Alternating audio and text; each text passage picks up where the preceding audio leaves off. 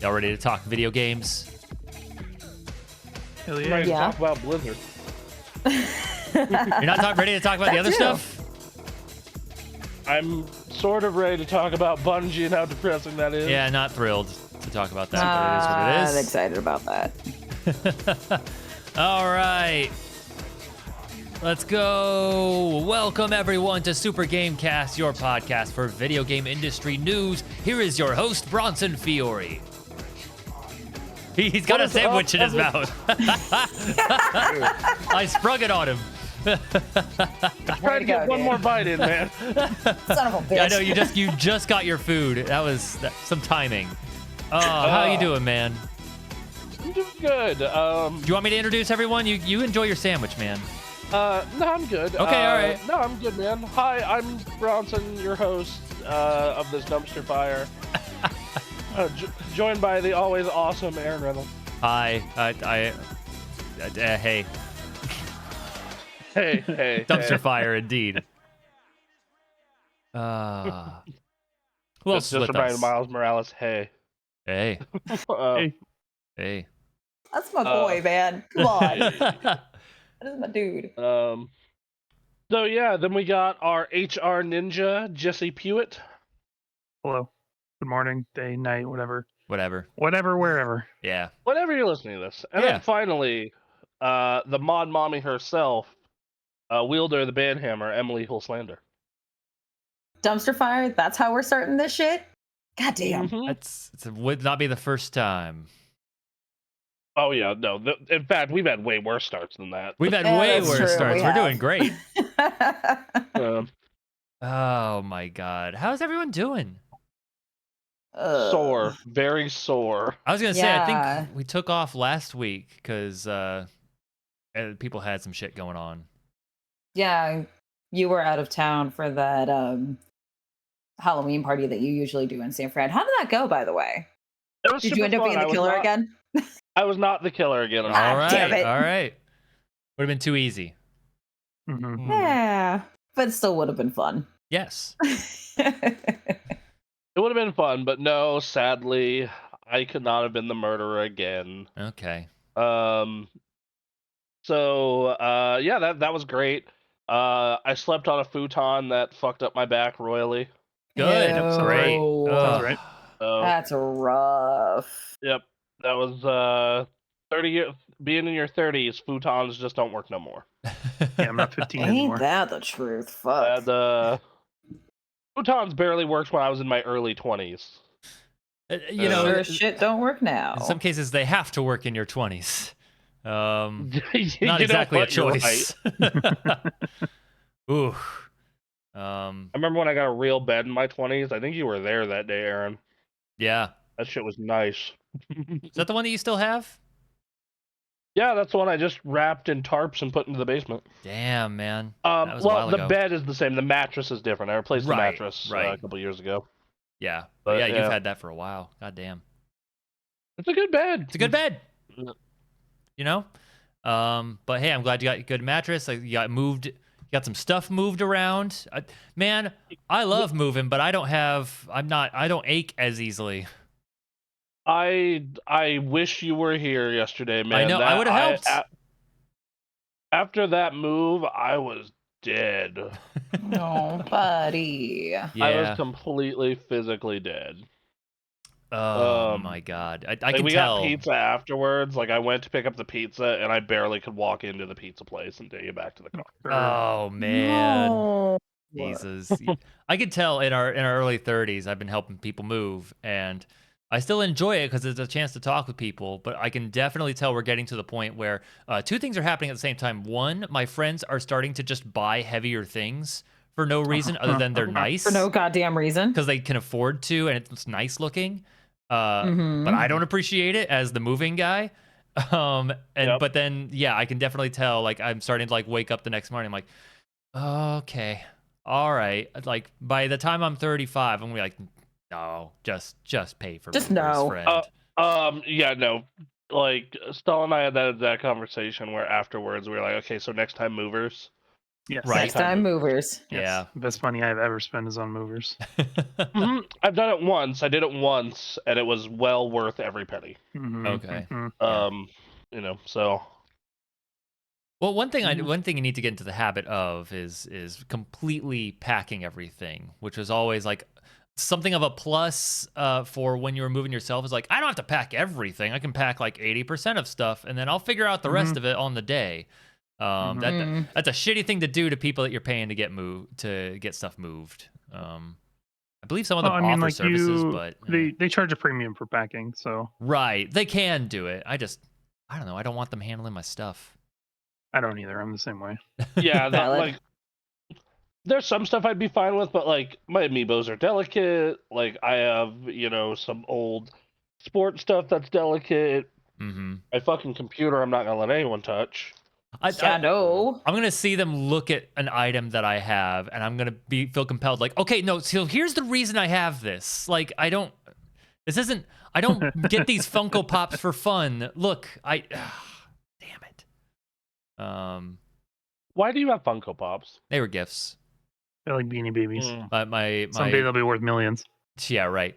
I No, mean, my brother likes Funko Pops, and so he gave me a couple. And granted, they're Bob Ross and Pee Wee Herman. So if I had to have Funko Pops, so those if are, you had to choose those two, those are good choices. safeguarding with your life. God damn it! Those two very much fit Aaron for sure. So yeah, no, I'm actually thrilled with them. But I'm not a big Funko Pop person. So I imagine someone like, oh, you're one of those Funko Pop geeks, huh? It's like, shit, no, this is not me. I mean, if anyone here fits in the category My of Funko issue geeks, is they are fucking hideous. I'm not here. I'm And, not here to talk mess about people who have Funko Pops. It's that I don't want that for myself. I'm Fair. for that. You know, They're that's, hideous. that's just They're me. just It's just me. Fucking horrible. I have my own embarrassing shit around here. You know? Oh, everyone does. Yeah. I don't got think it. I own a single Funko Pop. No? Mm-mm. Dang. My wife owns a Thember Chad What did you just Oh! say? Funko Pop. It's the big fat dragon from. it's the D&D big red movie. dragon from the D&D movie. I love Oh, okay. Embershard. So she owns a Funko Pop of that, but Yes! that's it. It's in this household. Wow. That's Oh, funny. I love it. I remember when I was helping a friend move once. You want to talk about embarrassing stuff people will see when they're moving you. Mm-hmm. Mhm. I found a collar and a leash. Hell They yeah. don't own a dog. Hell yeah. Oh Yeah. dear. Yeah. Oh dear. That's how you know they like to Yep. party. That's right. Well, Actually, speaking of parties, when I was at that Halloween party, we noticed one of their roommates was gone. It's like, oh, where's so and so? It's like, oh, they're at an orgy for Halloween, a Halloween orgy. it's San Francisco. Yeah. Oh yeah, that If tracks. you've seen The Fall of the House of Usher, you would Yeah. avoid Halloween orgies. So, That's great. Yeah. Cool. All right. Yeah, I'm Well- glad you're all moved. You got all your stuff moved in. It's just a matter of rearranging some things now. Pretty much, yeah. Like that's where we're at. So, Okay. while all that was going on, though, you want to know what else was going on? What? BlizzCon, That's BlizzCon, right. huh? BlizzCon. the con was of happening. Blizzard. Okay. Okay. Who do they con this time? Yeah, exactly. Ah! What promises are they making that they won't keep? Oh man. Oh god. They have just mercy. conned Chris Metzen into coming back. Yeah, They exactly. do what now? It, Um, they conned Chris so- Metzen with Phil Spencer money. They did. yeah, they're just like, hey man, you want to work on Warcraft again, please? Yeah. Uh, How green was this BlizzCon? not very. Oh, dang. Okay. I saw Phil Spencer was on stage. Yeah, he came out and he said some stuff about Blizzard. Blizzard does all this great stuff, and Blizzard has a legacy of like innovating, and gave us some examples, and then left. As he does. Yeah, he didn't have anything to announce like WoW on Game Pass or anything crazy. I'm gonna get out of here. See ya. You guys don't want to see me. I just wanted to say hello. I fucking- own you all now. I can't give the people what they want. I'm out of here. Oh, fuck you too, Um, Phil. Jesus. All right, BlizzCon 23. It happened. We should probably go over it. Yep. Yeah, so I'm gonna jump around this. So I'm gonna go through the article and then give you details from other places. Cool. Because I went through and I watched most of the panels about the games I care about, so Warcraft and Diablo. As you do. StarCraft, no presence at this at all. I'm not Really? surprised, but again, Yeah. like that's a whole property that I know there are people who are diehard fans of. It's Mhm. just Oh, yeah. whatever. Like, Jesus. I think Phil Spencer was the only one who mentioned StarCraft. That's hilarious. That's funny. I love that.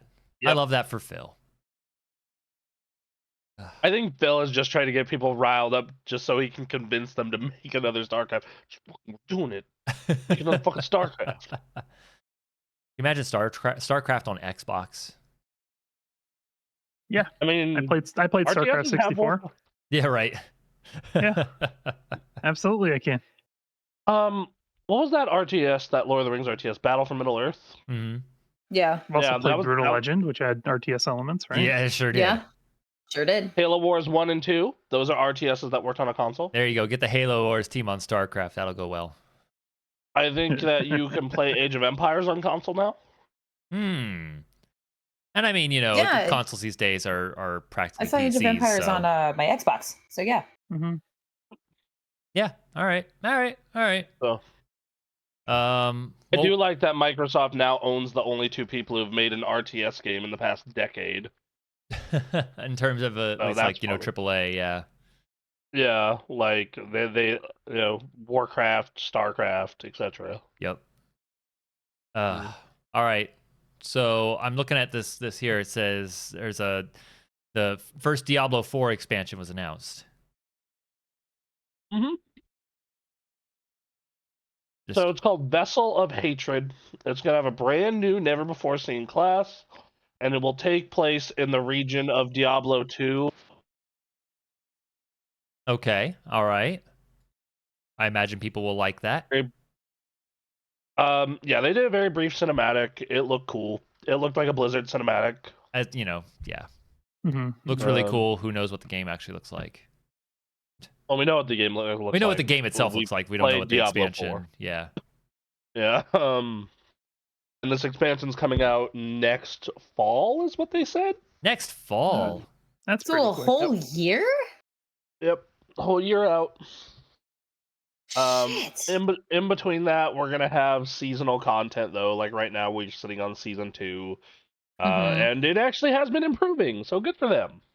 Okay. Okay. Hey, if it works, it works, Man.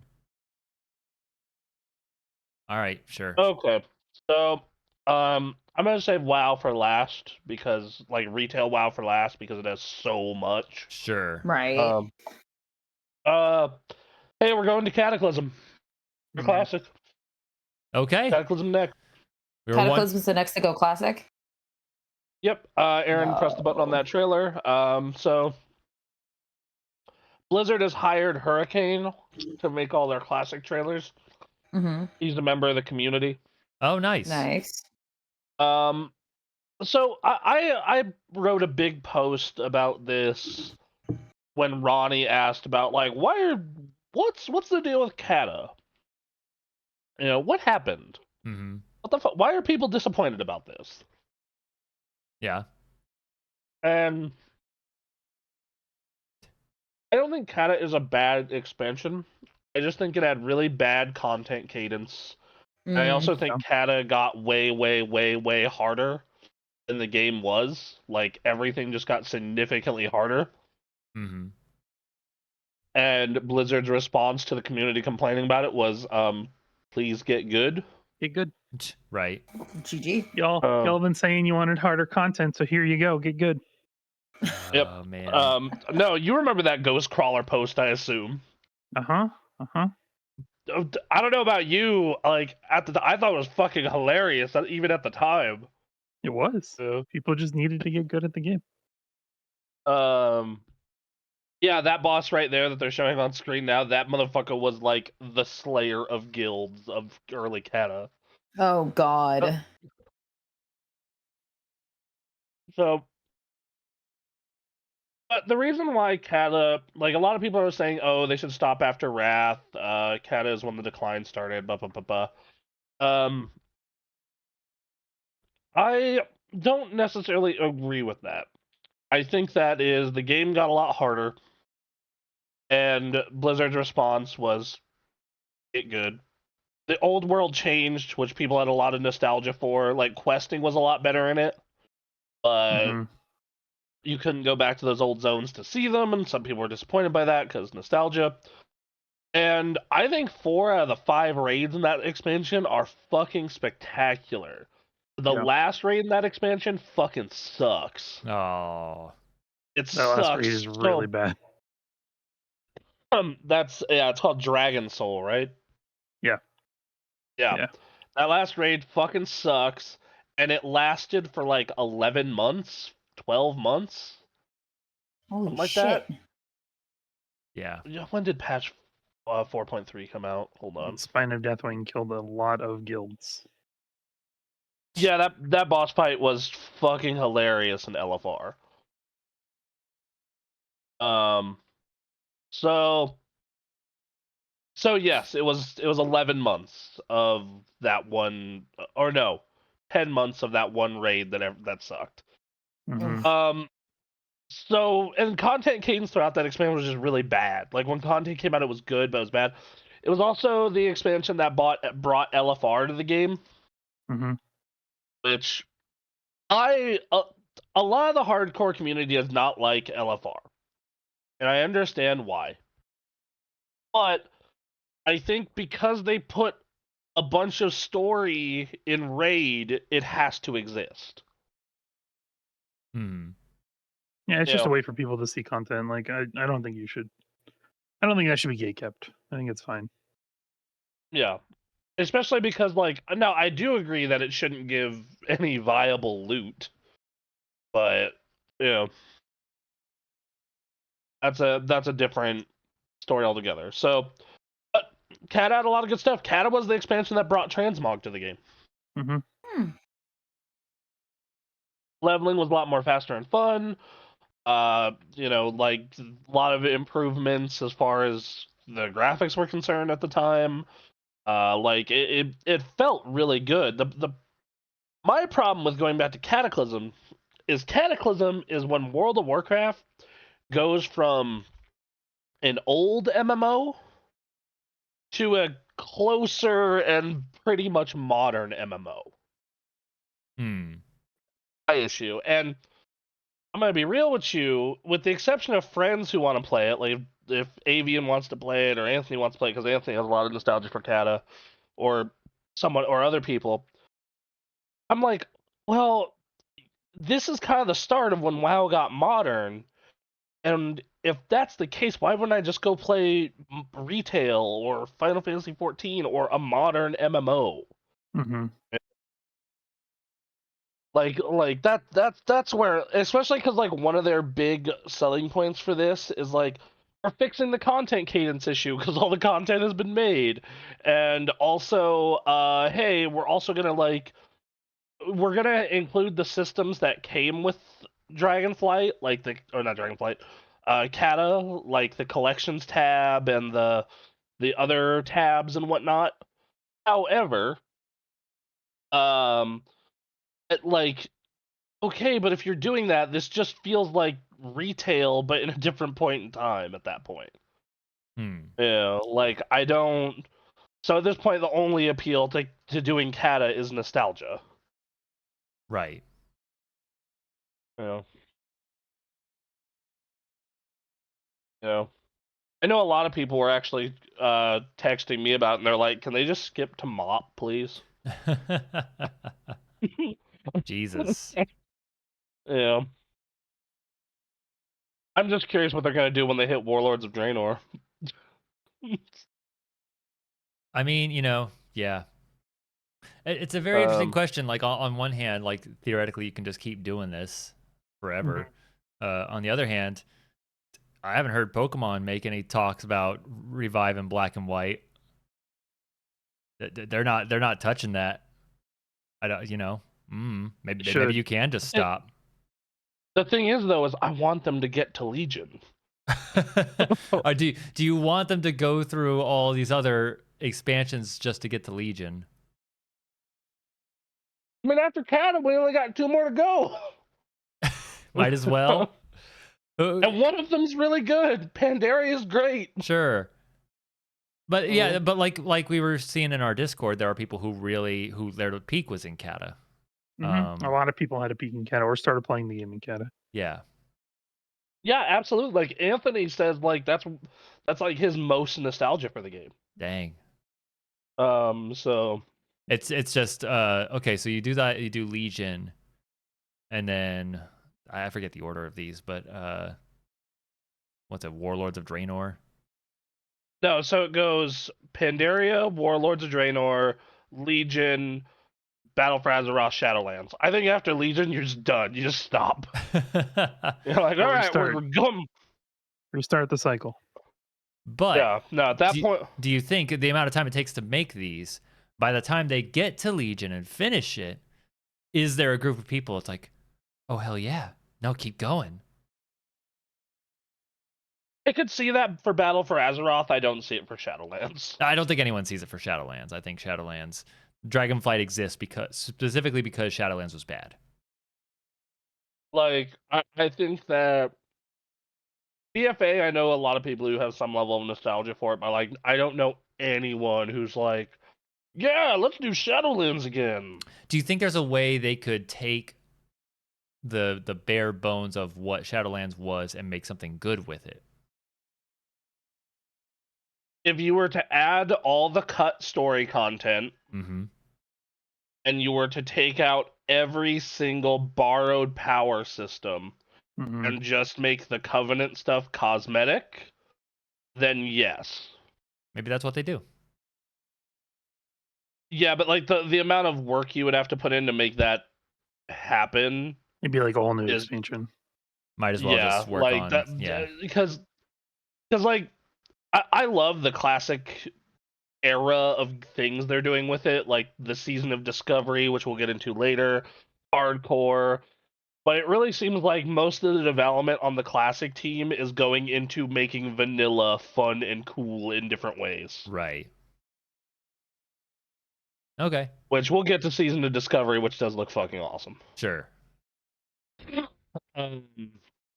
So, as for yeah, so I think Cata.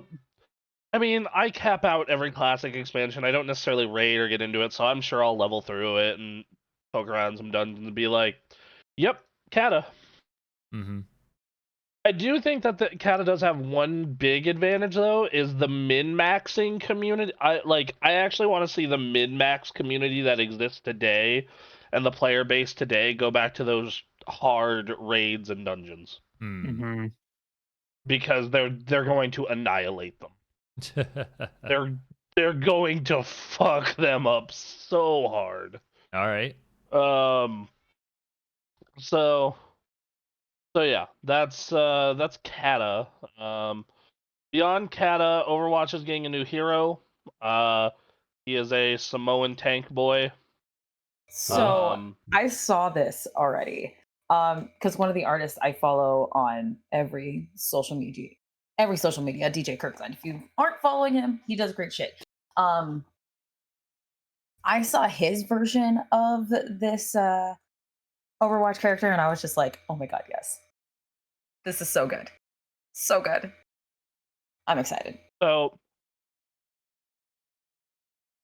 he looks fine. Like I can't care about Overwatch after everything that's happened recently. Is my problem. I mean, like, here's the thing. I've just never. I enjoyed jumping in at the beginning when when Overwatch 1 came out. That was awesome. And then I don't know. I'm not good at those kinds of games. So I enjoy looking at them that's another game that has some like character designs that I enjoy looking at and seeing how their personality comes through in how they play. But just what Overwatch has become, unless I have like a team of people that want to play Overwatch, which never happens. I just, I hope Overwatch fans enjoy it. I hope they do. Yeah, it looks fine. I think the character looks fun and neat, but my problem with Overwatch is I realized this after my first year of it, of just like I don't like how, like, in a lot of shooters you are team dependent, but you can still carry. Mm-hmm. In Overwatch, there is no such thing as a carry. It's every single person needs to do their job, or else you will lose, guaranteed. Right. I had multiple games of Overwatch where I would play basically perfect games and lose because 2 people on my team fucking suck. Right. And I find that to be the most frustrating fucking experience in the world for a PvP based video game. It's a balance you have to strike, right? Of you want team based, tactics. You want people to have to work together, but at the same time, you want people to be able to excel as a lone wolf. But you don't want to go so far in that direction that they just abandon the team based stuff altogether. Yeah. Yeah, it's that problem with any team based game. Right, like Halo. We play Halo all the time, and you can play so good that you can make up for having someone who leaves at the beginning of the match. It's not as so, and obviously Halo and Call of Duty, it's not role dependent the way this is. There is no role in those games. Right. But like in TF2, you can have someone who sucks on your team and still win. Right. I've had multiple people. And but you look at games like Rainbow Six Siege or where you can there's that comeback factor, but then you've also got games like League of Legends where if even one person is really bad, it can tank your whole team. Right. I don't like League either. I don't like League for other reasons, but yeah, that aspect probably helps with or encourages some of its toxicity problems. That's actually one thing that I really liked about Heroes of the Storm is that it's team experience. So if one person on your team isn't great at laning or doing part of their job, you can still win. Right. Yeah. Oh yeah. I don't know. Their fucking art team and their characters are so cool. They're so damn cool, man. Like, if this character was part of a different game, I'd be like, he's the coolest shit in the world. Right. I don't know. Let me go see. I want to see how well Overwatch is doing right now, because they've been going through some. They've been going through some shit. I mean, okay, I have a lot of people on my Battle.net friends list. At this particular moment, all of them are playing World of Warcraft, Diablo, or Hearthstone. Yeah. Overwatch 2 is at 35K viewers. That's not bad. Which is not Is there bad. an event going on? No, that's better than a lot of games. Yeah, that's in their top. That's in the top 20. That's over Dead by Daylight, which is still has its massive following. That's more than Diablo 4 right now. Diablo 4 is at almost 16K.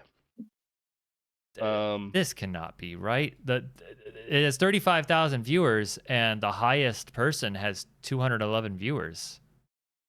There are a lot of people watching people just play Overwatch. Sort high to low. That's what I'm doing. That's weird because I just sorted it on Twitch and it's 4.7K is the most watched. Oh, my sorter's broken, I guess. So is it let's see, okay, here we go. World Champions. So English competitive KSA Qatar. Yep. I don't know if that could be someone that's doing. It just still doesn't seem like it seems like these are pro players, but they're like not competing necessarily right now. It's just they're doing their thing. which fine. Again, I think that, but what I'm saying is like that's still like this. There's not a tournament happening. These are just people playing Overwatch, and it's still that's really good, honestly. And it's wild to me that people are still super into it with all the everything. With all the everything that's happened with Overwatch and how Blizzard's handled it, and here they are. I mean, their primary competitor is, doing over double what they're doing. But still, being that high on Twitch views is not bad. Yeah, I would love to play more Overwatch, but it's so team dependent, and I suck. So I need the freedom. And I do not enjoy a game that is PvP that is that team dependent. PvE, right. I'm like, whatever. Right. Well, they canceled the PvE, so. Yeah. Well, there you go. There you go.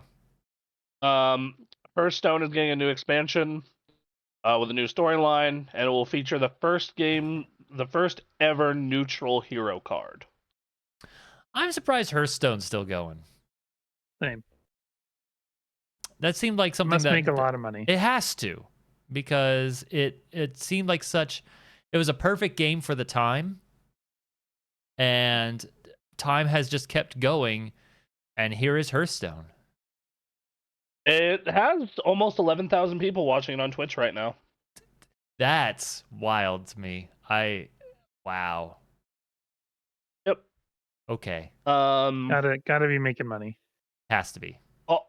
Also, fun fact: Hearthstone turns 10 next year. That's crazy. Okay. 10 years of Hearthstone. Hey, what do you think is when I say the Final Fantasy game they released 20 years ago? What do you think of? Oh man, don't do this to me. 20 years ago? Yeah. It'd be Final Fantasy X-2. Yeah. Yeah. Bronson would have his timeline right, but I'm talking about like feels and vibes. Right? Like yeah, I'm you feeling think like 7, 8, maybe you can go as far back as 6. Yeah. Mm-hmm. You can always the last 5 years or so feels like nothing. Yeah. 5 years ago was 2018. How nuts is that? Yeah. Why? So, next thing on the BlizzCon list is Diablo's getting a tabletop RPG. Sure. Dude, yes. That's cool. I'm down for tabletop RPGs. Jesus fuck. Yeah, you are. Yep. So there was that, and then Warcraft Rumble launched the day of. It's like their phone strategy game thing. Oh. I played a bunch. It's fine. This is another genre of game that just like, oh, this is actually a little different. I was thinking of like, this isn't like Clash of Titans or anything like that, right? No, it's a little different. A little different. It uses the same like basic formula though, I think. Okay. Just interesting that caught on. Yeah. Yeah. So, yeah, I don't know. I played it was free, and you got a bunch of stuff from World of Warcraft for playing it, and Hearthstone for playing it. So I was just like, I'll give it a look. All right. And I gave it a look. And when David asked me about it, because he saw me playing it, I'm like, this seems like the perfect game to play on the toilet. Right. Because how long does each match take? Like 5 minutes. Okay. All right. Yeah. I haven't even done PvP. I've only done PvE in it. Interesting. Okay. Yeah. Like it's fun, but it's not like if this was on a desktop, I would never play it. Sure. It's on my phone. Like I played them. I did one round of it when I was at waiting in the Walmart line today. Like waiting for them to just bring stuff to my car. Yeah. Yeah, it makes sense. So. All right. Well, cool. That's a very popular genre. So, last but not least, World of Warcraft. Get back up here. Where are you? World of Warcraft. All right. So they did a new cinematic setting up the next storyline, and then they're like, "Hey, this storyline, instead of taking over the place over one expansion, is going to take place over 3 expansions." Okay. Worked for Final Fantasy. Why not here? Yeah. So Chris Metzen is going to be directing and doing all the story stuff for these next 3 expansions. And they went over the concept of each expansion. The first one is the War Within, which we're going into the subterranean kingdoms of Azeroth, like the Nerubians and the Earthen Dwarves. And then we're going to go, and then in the next one's going to be called Midnight, which we're going to be going back to the old world, Alas, where the Void has invaded Quel'Thalas, trying to destroy the Sunwell, and we need to stop them. And the last one in this saga is called the Last Titan, which takes place in Northrend. They're redoing Northrend, and it will be involve the Titans. Okay. Fuck. So, yep. So they kind of wanted to have a set game plan for that rather than their just expansion on expansion content, as far as that's concerned. Right. As for what is all of the stuff they announced for WoW, because they announced a bunch of shit. And then this World Soul Saga is going to be done before 2030. Okay. So that is something they confirmed. Wow. Yep. So, all right, I'm going to have to... All right, so they announced warbands, which what warbands are is reputation and banking and transmog are all now account bound. Oh.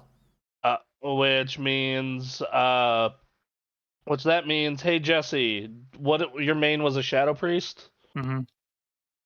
Did you have an alt? I sure did. What was it? I had a hunter, I had a shaman, I had a paladin, a druid. I'm gonna use hunter. So if you are on your hunter you're on, well, it doesn't matter. If you're on your hunter and you get a piece of priest transmog, it will still unlock for your account and it'll be on your priest. That's nice. So now account wide. Same goes for reputation. So now no more jumping characters to grind rep for each character, because reputation is now account bound. They are adding a casual progression path entirely. So what this means is they are adding these things. They are continuing developing open world content. And one of the pieces of open world content they are developing is called Delves. And it is a vault in the outdoors where you will have to solve puzzles, do combat, and basically work your way through this outdoor thing and system. And at the end of it, you get a whole massive fuck ton of treasure. Okay. And you also have an NPC companion for it, and it is role agnostic. So you can take 4 DPS, you can take 4 tanks, 4 healers, and it will adjust to that. Nice. They also added a new row to the Great Vault, where it is for open door open world and delve content. So now if you are a casual, you do not like doing Mythic Plus because it's too hard, or raiding because it's too hard, or you're too busy, outdoor content is for you. Combined with that as well, this delves setup thing they're doing, they are also combined with the Delve outdoor content, they are also going to go ahead and the Delves are also very short. They're only 10 to 15 minutes each. Okay. So, yep. So that is the Delve content. That sounds nice. The next, so that was Delves. They announced a new allied race, a new race to play, Earthen Dwarves, which are basically dwarves that are just made of stone. Cross-server guilds. So let's say, Jesse, what server are you on? I think I'm on Tichondrius now. So, okay, so if you're on Tichondrius, I'm on Lothar with Aaron and Anthony, you can join our guild. Nice. So, yep. I like it. That is nice. Great Vault. PvP is no longer going to have the Great Vault. It's going to have it's going to have its own reward system for getting a weekly gear reward, because they don't want to have randomness in PvP at all, including gearing. So there's that. Okay. And yeah, that's that. And they're adding a new battleground as well, so that's finally getting some love. And then next up is 4 new zones, 8 dungeons, a new raid, Nurabar Palace, a Nerubian palace. So, and it has multiple options to select as a boss. And then last but certainly not least, hero talents. So they're adding some more talents on top of the established talent tree, where I'm gonna get the screenshot for it. I'm gonna I think I have it in the up. general chat. Different thing. Oh, different thing. Okay. I'll just send it to you on Discord. Yeah. So you're at the top of my list. That is what it is. So for any spec, you will get to pick one of 2 of hero specializations. So in the case of Balanced Druid here, it's a Loon's Chosen or Keeper of the Grove. So these are the ones that are available to each class. A Warrior, I get Colossus Slayer or Mountain Thane. Jesse, as a priest, you would get Void Weaver, Oracle, or Archon. If you're a Death Knight, probably is my favorite one based on the name, Rider of the Apocalypse. Oh, okay. Yeah, and they're basically essential. They're additional talents, 10 additional slots to add more flavor to your class, basically. All right. And your spec. So there's that. And let's see if there's anything else. Yeah, that's about it. Oh, and then the last thing is because of this new warband system where everything is everything basically, like the banking, everything. Like no more mailing shit to alts, none of that shit. They went ahead and they added a lovely new login screen that you can actually customize which characters you want in it. I will also send this over to Aaron now. Oh, that is pretty cool. That's a cool idea. Yep. So you can put 5 of your characters in it. And yeah. Yeah, that looks cool. I like that. Yeah, I like that more than like the Syndragosa Scream. Yeah. So yeah, no, I dig it. I like this a lot. It reminds me of like Diablo. Sure. Mm-hmm. Yeah. No, this is really cool. Though I looked at my like 5 characters that I play the most, which is the ones I would put into my camp, right? Mm-hmm. Like I looked at it and I was just like, human, dwarf, gnome. Yep. This is the most Warcraft 2 ass login screen ever. Yep. So. Yeah. All right. Well. So that's all the Warcraft news. Okay. Hey, a lot of stuff coming out. A lot of stuff coming out, and they are They are doing their best to make the game more alt and casual friendly. Which, good. Good. And they are doing their best to make it so like you can play the game the way you want to play it while still keeping it feeling like Warcraft.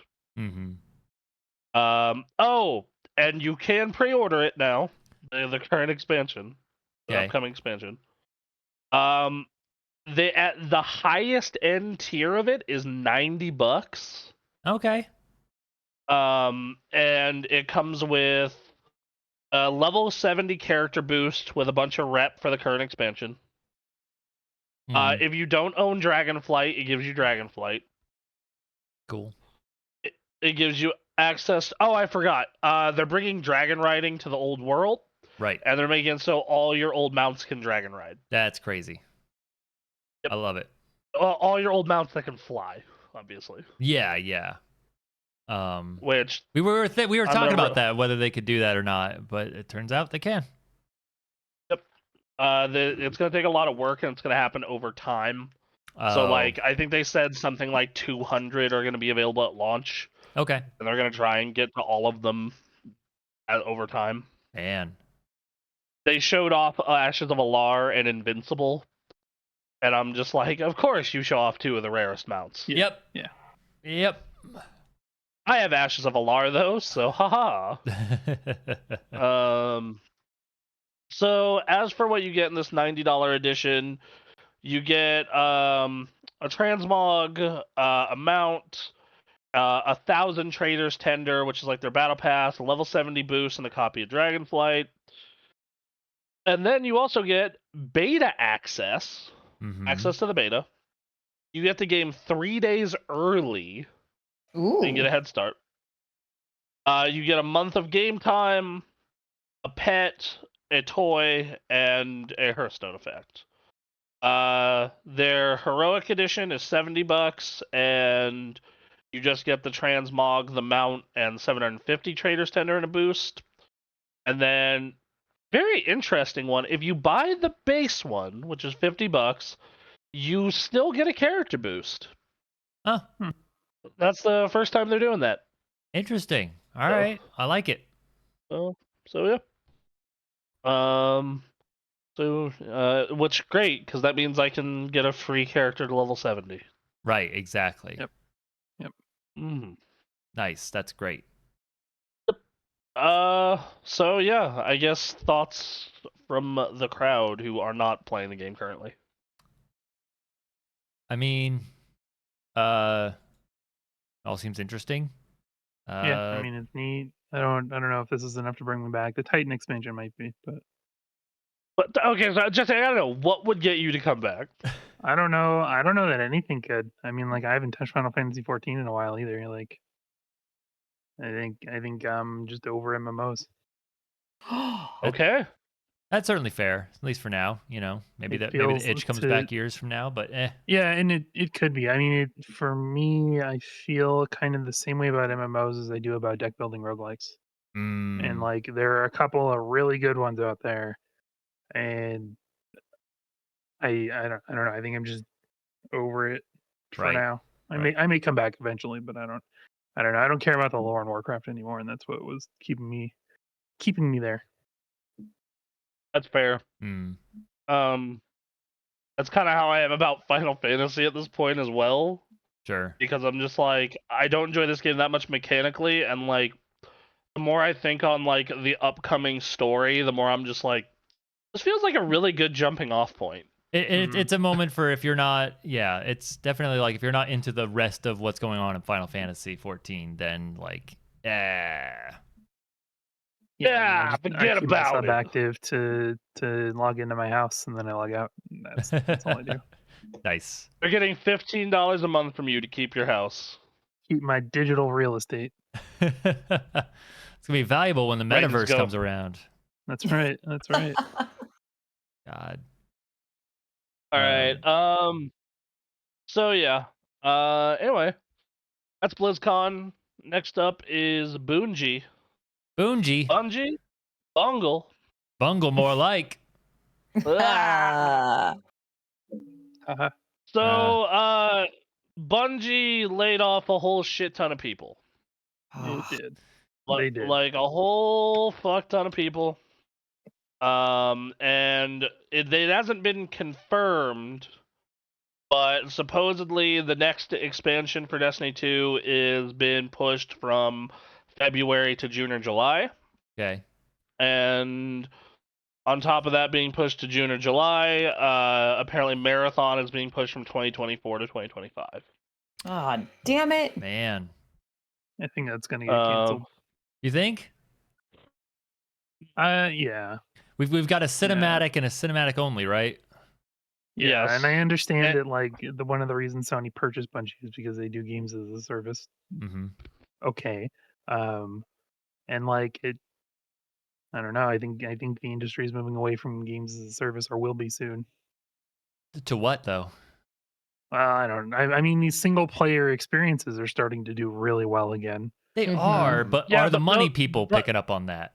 I don't think so. And I think also- that's why it's gonna take a while. Right.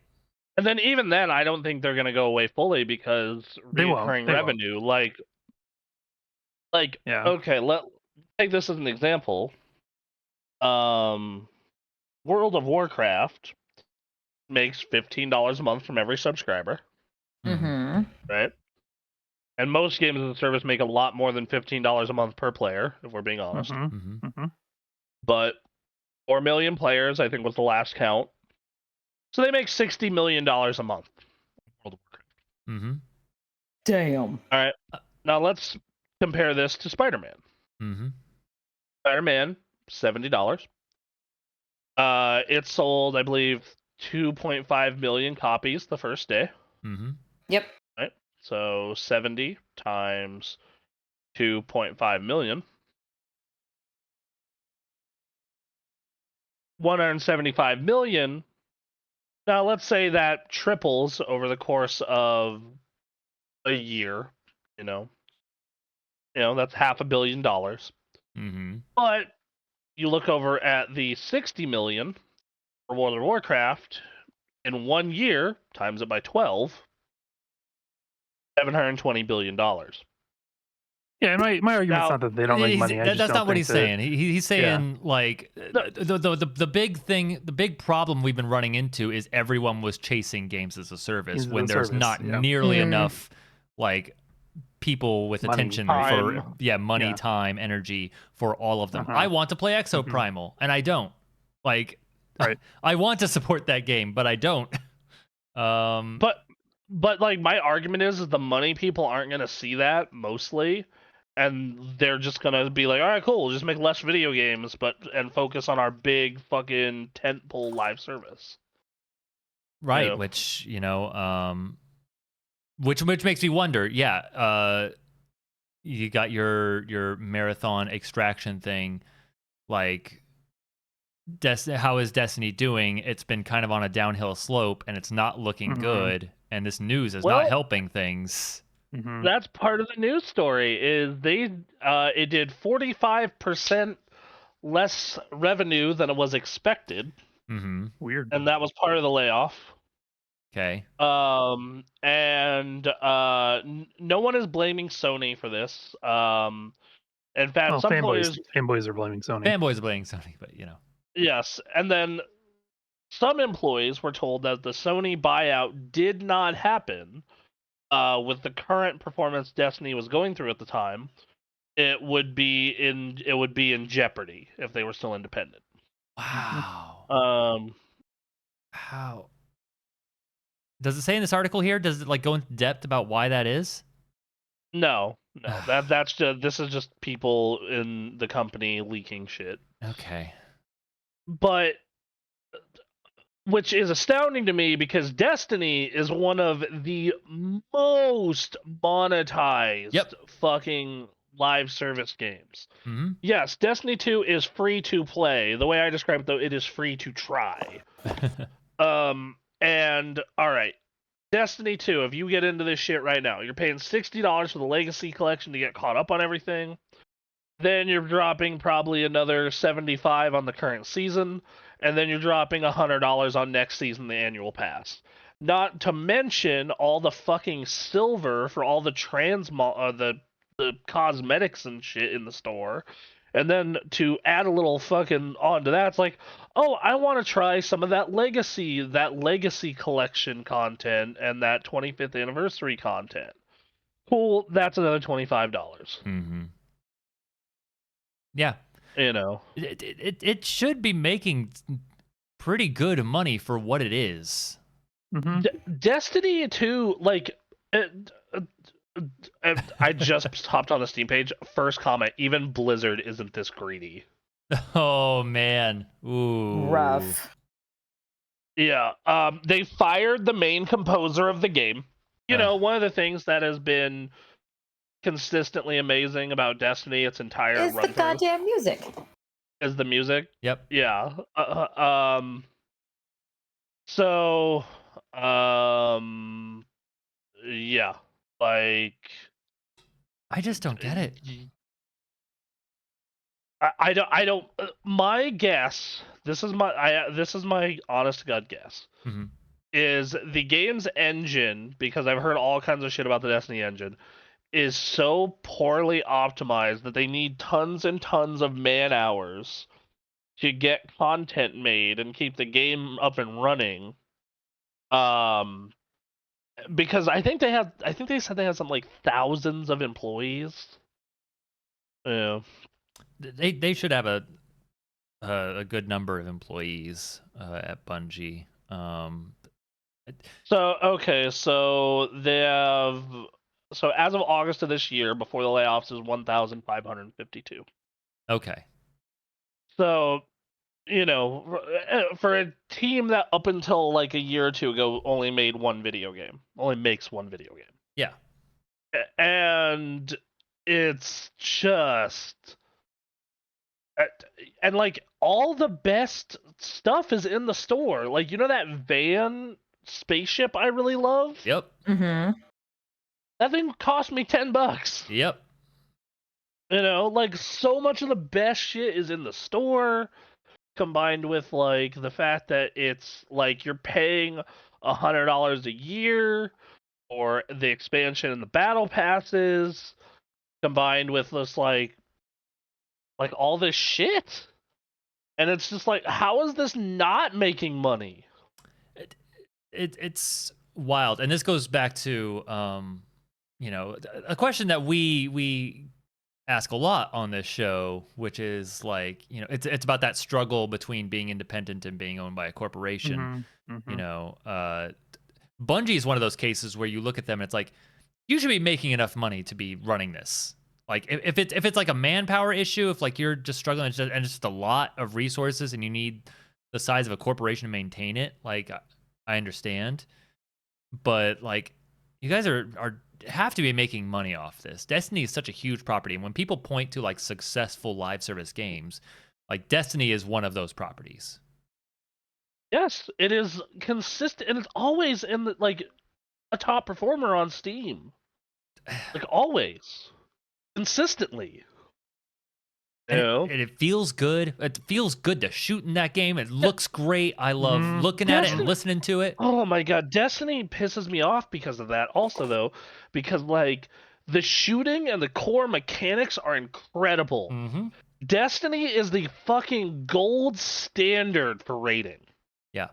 Its raids are as good, and in a lot of cases, better than the WoW raids. Right. However, you get one of them a year. Mm-hmm.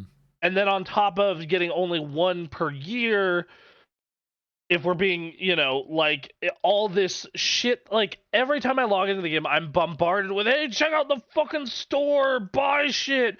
Hey, man, I know that you paid for the annual pass and the expansion, but we have this special 30th anniversary pack that's going to be another $25 for the new dungeon. And hey, we put out, like, these really cool cosmetics that are a lot of fun and really cool looking, but they're only available in the store. And then on top of all of that shit, like, just piled fucking on the mountain of bullshit, the game has a shit ton of mechanics that are built to keep you playing constantly. Mm-hmm. And yeah, like just fuck. And the thing is, for a good long while, it's worked. Like with all of that, and yet, like, what is happening here? Like I don't know, cause like, you know, I bitch a lot about. Oh, and then they had that fucking sexual harassment thing like 2 years ago. Yeah, that wasn't good. David, I was talking to David the other day, and he was like, "This is literally what happened to Blizzard, but like even worse." And I'm just like, "Yeah, kind of." I mean, it's so this goes back to that question that we were talking about. It's like, okay, so you've made this game.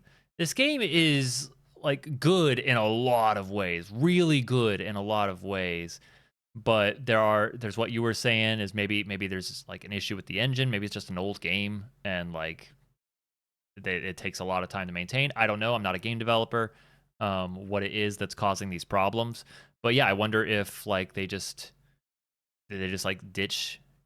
If they could ditch Destiny to work on Marathon, but then they got to make that a live service game that people are willing to jump over to. Like, well, from what I understand, is the people working on Marathon are the people that were burned out on Destiny 2.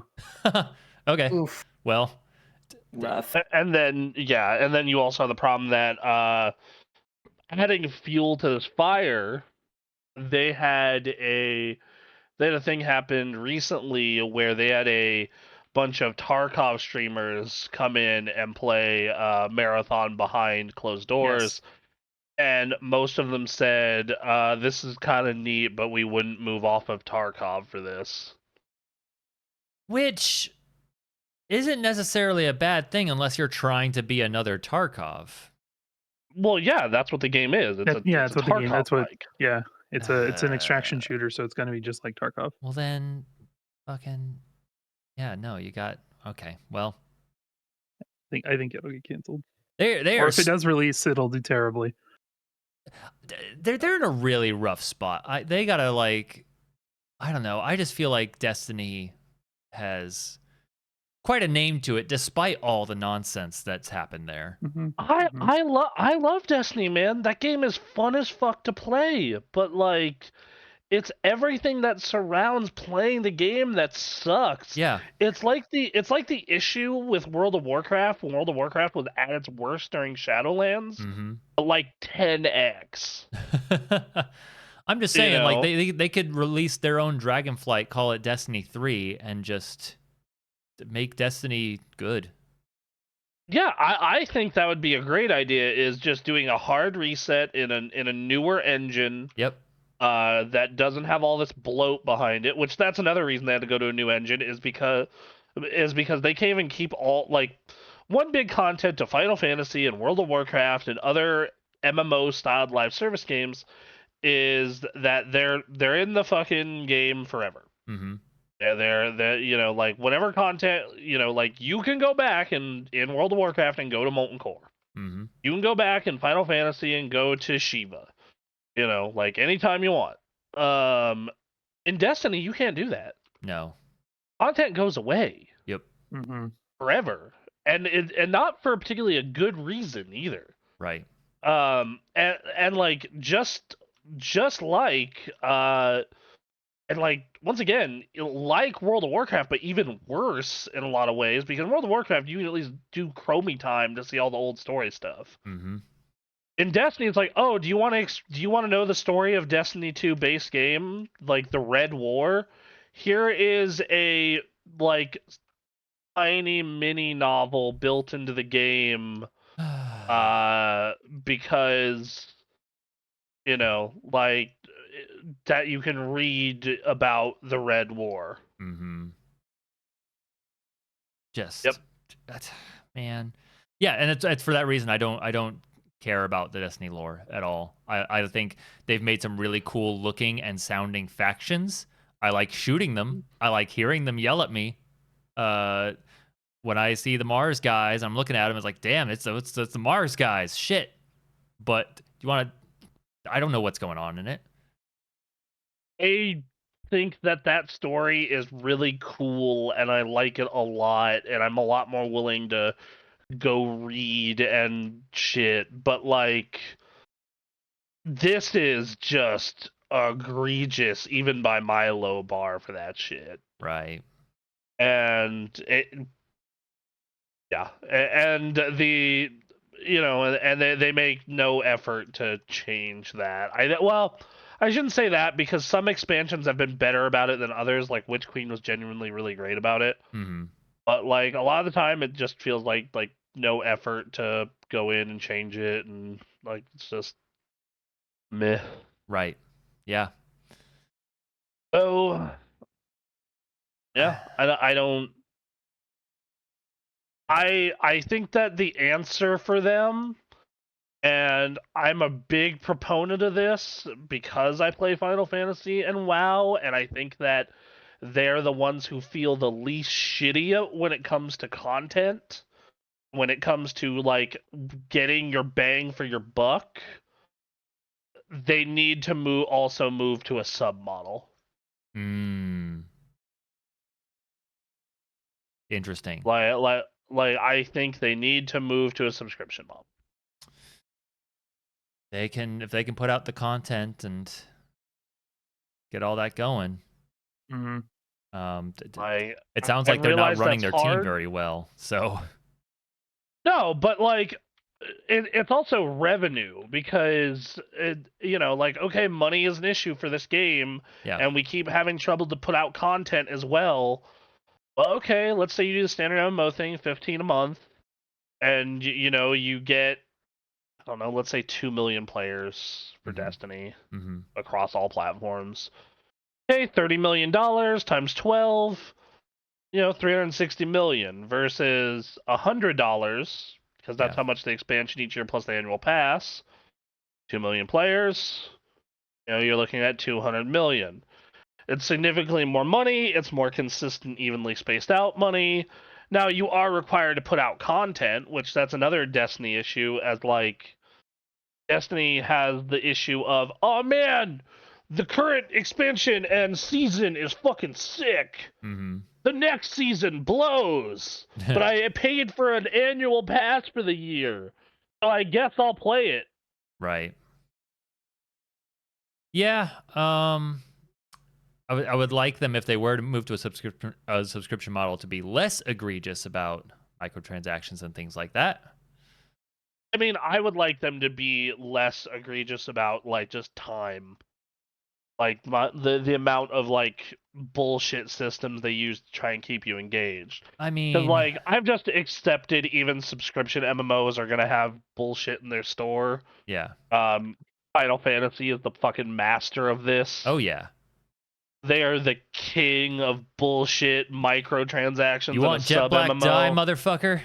Guess what? Yo, $10. Like fucking. Do you want? Yeah.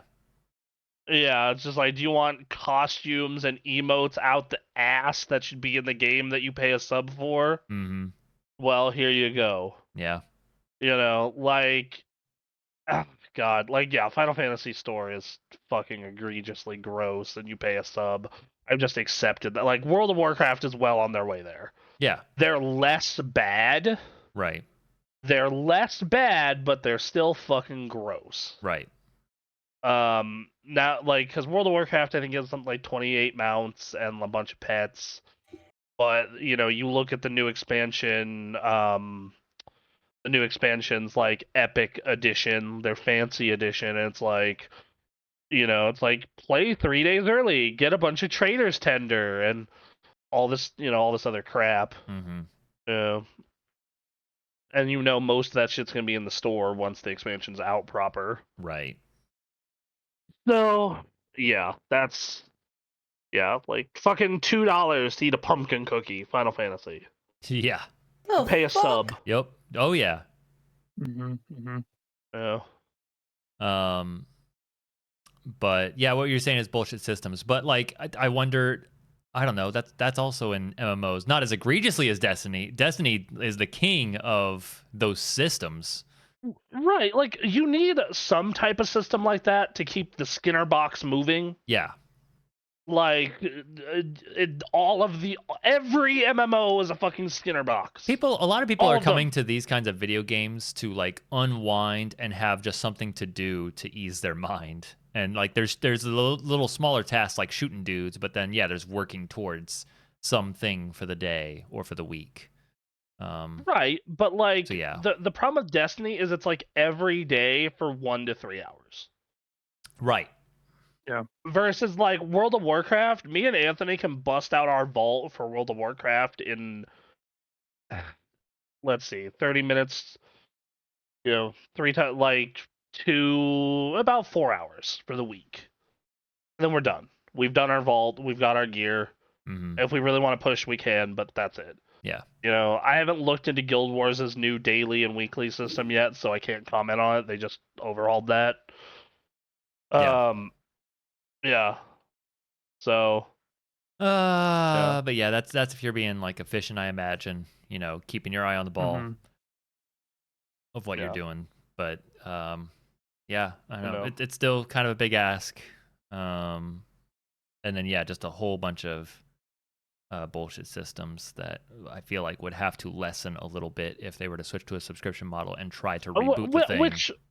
Which you very well could in that instance, though. Mm-hmm. Like, part of the issue with now is they have to have those systems because they need to keep engagement as much as possible because that increases the chance of you buying fucking something. Right. Like that's the problem with the no sub model.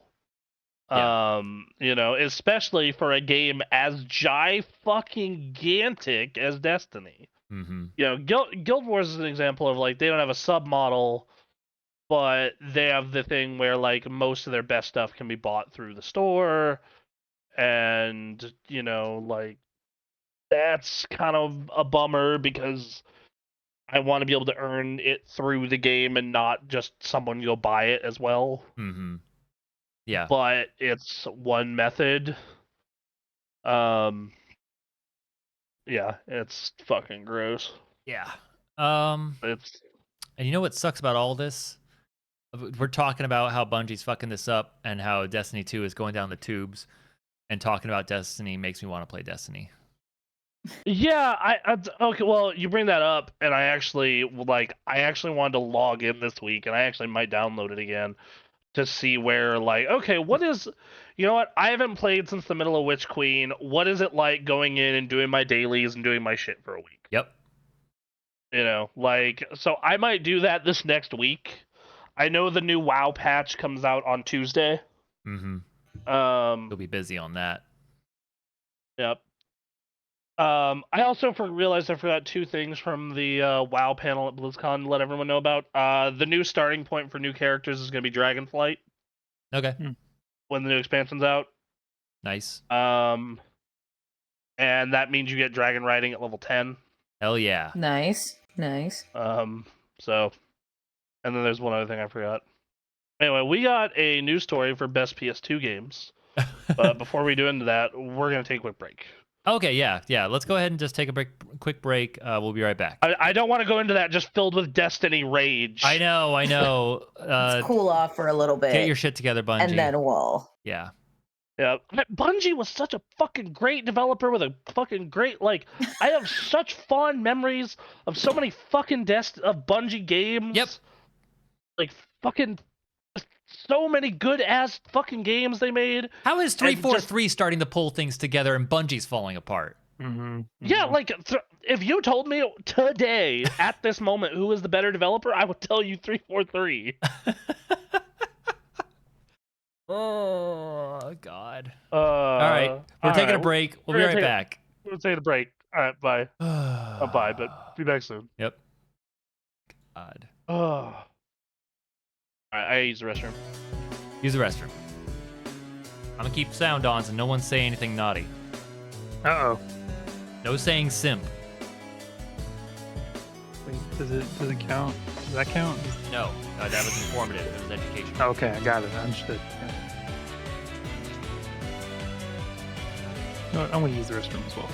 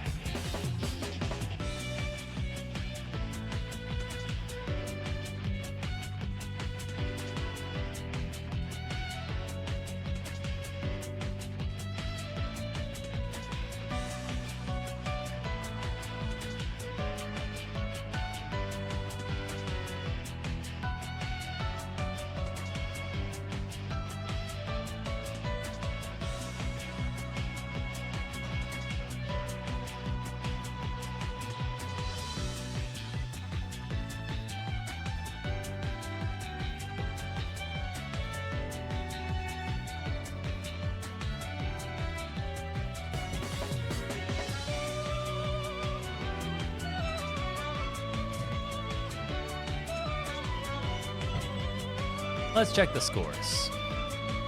It's not good. It's 20-3 Baltimore right now. What to 3? 20. 20-3. Yeah. Usually the Ravens fall flat in the second half. So what you're saying is I still have a chance. Absolutely. With the Ravens, absolutely you do.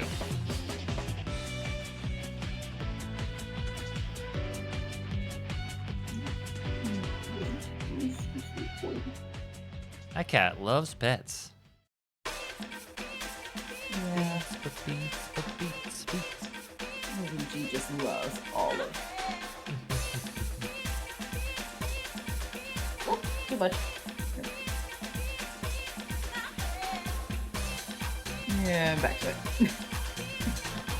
10-14. Okay. 17 all is what I saw in one of the games. I think it was Washington? Washington Commanders and New England Patriots right now.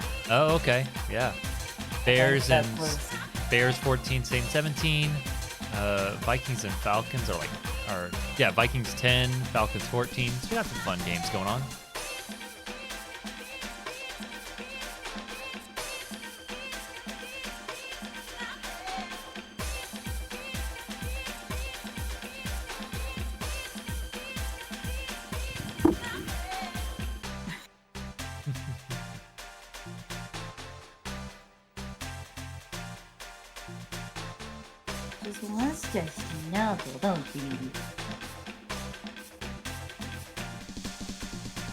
There.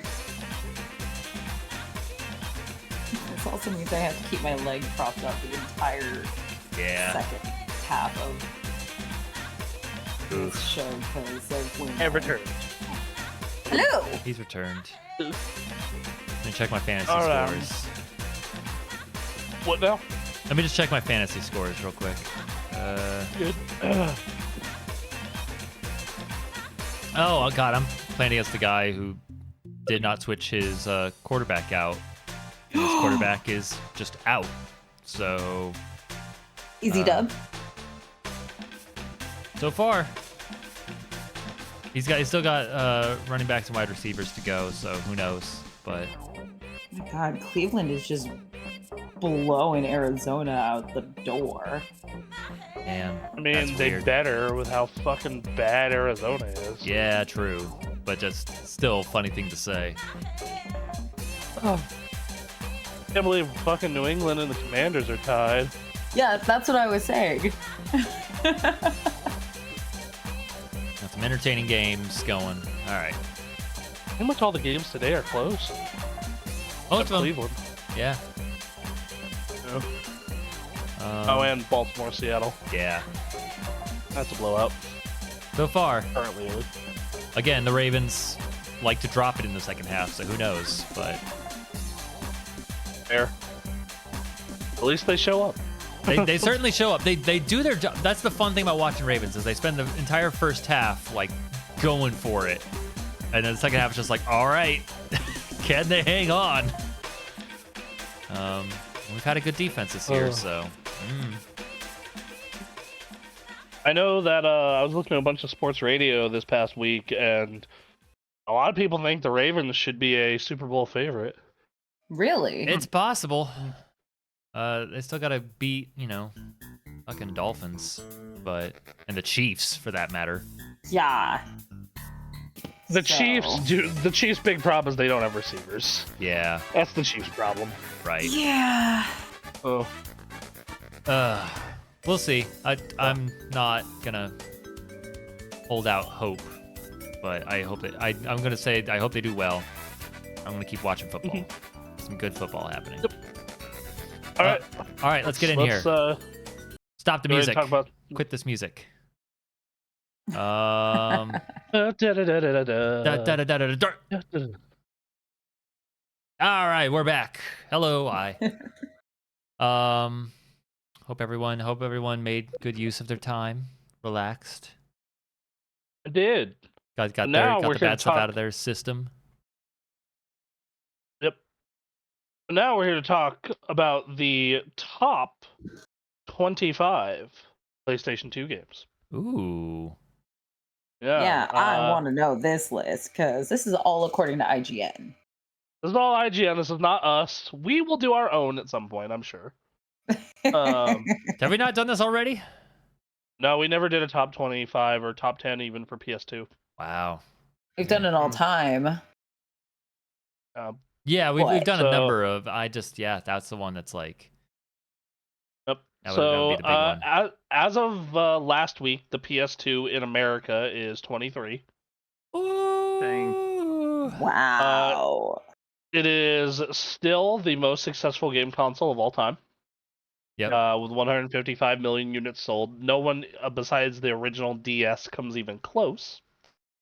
Cheapest most DVD are at player least- around. What? Cheapest DVD player around. I mean, you're not wrong. Mhm. And it also had the Absolutely not wrong. advantage of not having a bunch of competition and coming off of an incredibly popular system in its own right. Yep. Mhm. So, yeah. Its competition So the was PS Saturn and Dreamcast and OG Xbox. OG Xbox and still then, trying to find footing, and then Nintendo and was GameCube. So yeah. It's a good time for them. So, it has over 2,000 games on the system. So, and the system had games being made on it for about 12 years. Ooh. So Yeah. this is IGN's top 25. Number 25. Should we go into what we expect to see on the list? Hmm. Okay, yeah, sure. I think it's a great idea.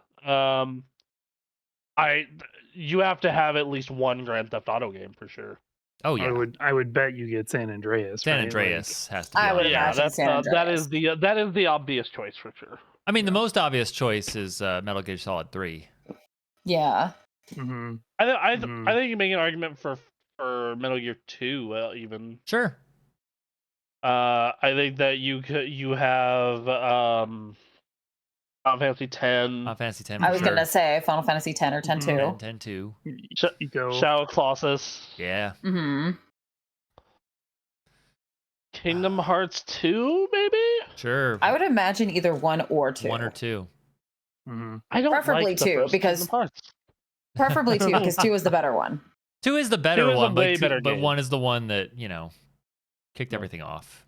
Yeah. Oh yeah, no, Kingdom Hearts 1 was definitely a game that was a big part of why I loved the PS2. Mm-hmm. Sure. Mhm. But like Kingdom Hearts 2 was such a big step over Kingdom Hearts 1 Yeah. that I literally couldn't go back to Kingdom Hearts 1 anymore. Yeah. That's fair. So I've got 2 that I would like to see. Jack and Daxter Mm-hmm. and Ratchet which and Clank. one? Any of them. I think Preferably Precursor I- for Jack and Daxter, and then Ratchet and Clank, because that just turned 21 this last week. I think Speaking of, I bet we'll see Sly Cooper. Sly Cooper. That too. I uh, want Sly Cooper and Thievius Raccoonus up with this bitch. I'm gonna pick the games that I enjoyed of those, which was Sly 2 and Jack 3. I think those are the games. For me, it was Sly 2 and Jack 2. Oh, okay. Yeah, that's fair. Beyond Good and Evil, right?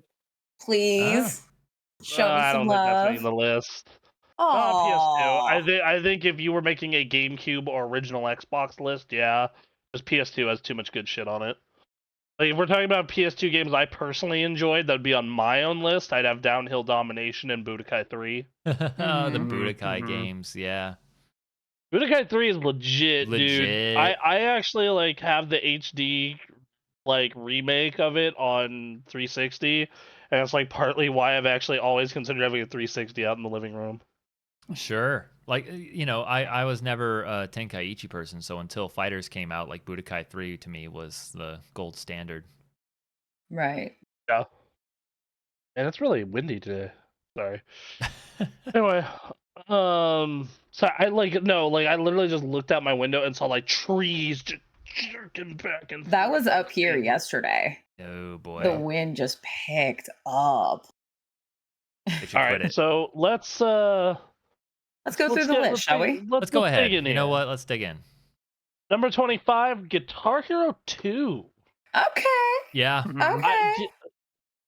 So I like the songs in Guitar Hero 1 more, Sure. Yeah.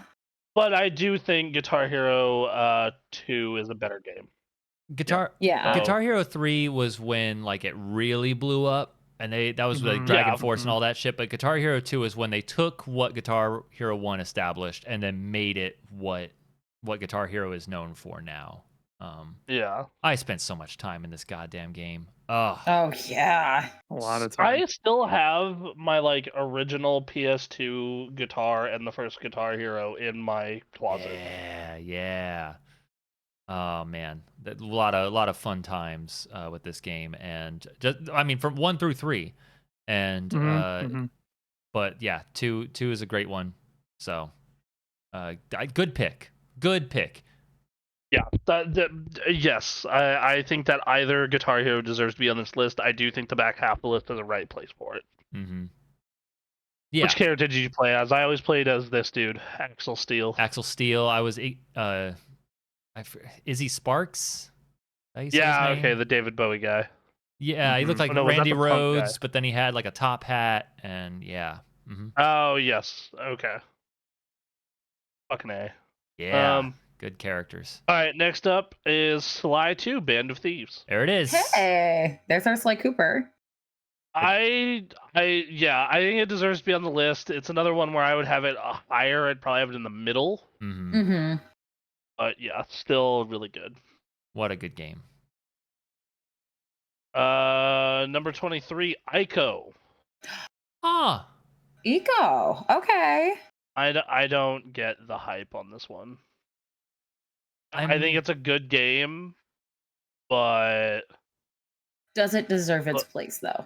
yeah, like I don't like, especially for like a top 25 list. Especially right? if this is what goes on instead of Shadow of the Colossus. Oh no, they have to have. I'm Shadow sure. Yeah, I'm Monster. sure if this is on there, Shadow of Colossus is on there. But You would think. I'm sure that this is the reason for Eco. I think is because of the zeitgeist that was behind it.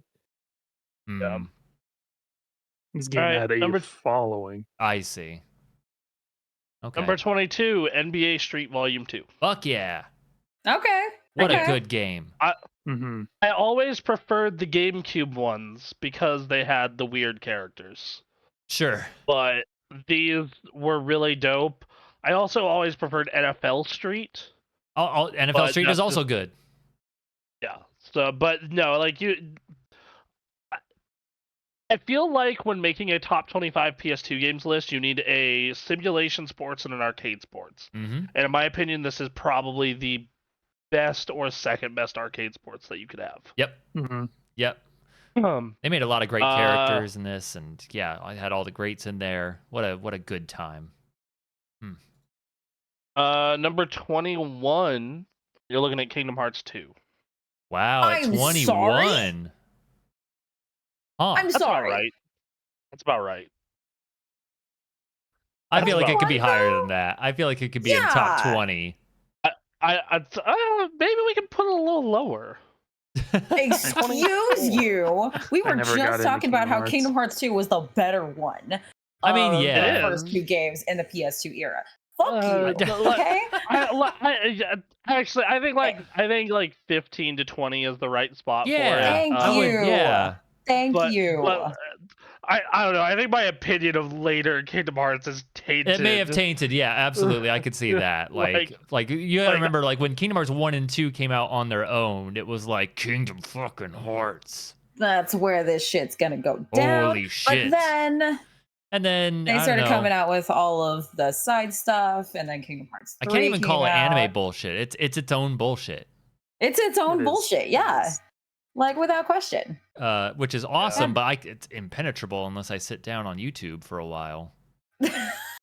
And just do the deep dive on Kingdom Hearts. I was browsing on Just the full Twitter. deep dive. I was browsing on Twitter recently, and someone just realized that Minnie Mouse was wearing a wedding ring in earlier art and took it off later, and now there's speculation. They got a Oh, yeah, divorce. they're What? divorced. What Yeah. is happening right now? What does this mean? Yep, they've gone through a divorce. Oh, damn. Kingdom Hearts. Anyway, all right, fine. It's on the list. So, number 20, we got Tony Hawk's Underground 1. One, Yes. Okay, all right. I yeah. I would rather Pro Skater 3. Underground 2 is the one everyone talks about.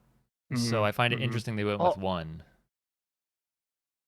I mean, I played both, so I'm just fine. Thug got an appearance. Yeah, which it should have. So, you know? yeah. Hey guys, we got a comment in the chat. I don't know when this popped up. I love the men's cams. It is like the perfect evolution of beard curl. Yes. That stubble, Yes. you got a little bit more, and then you got the full on.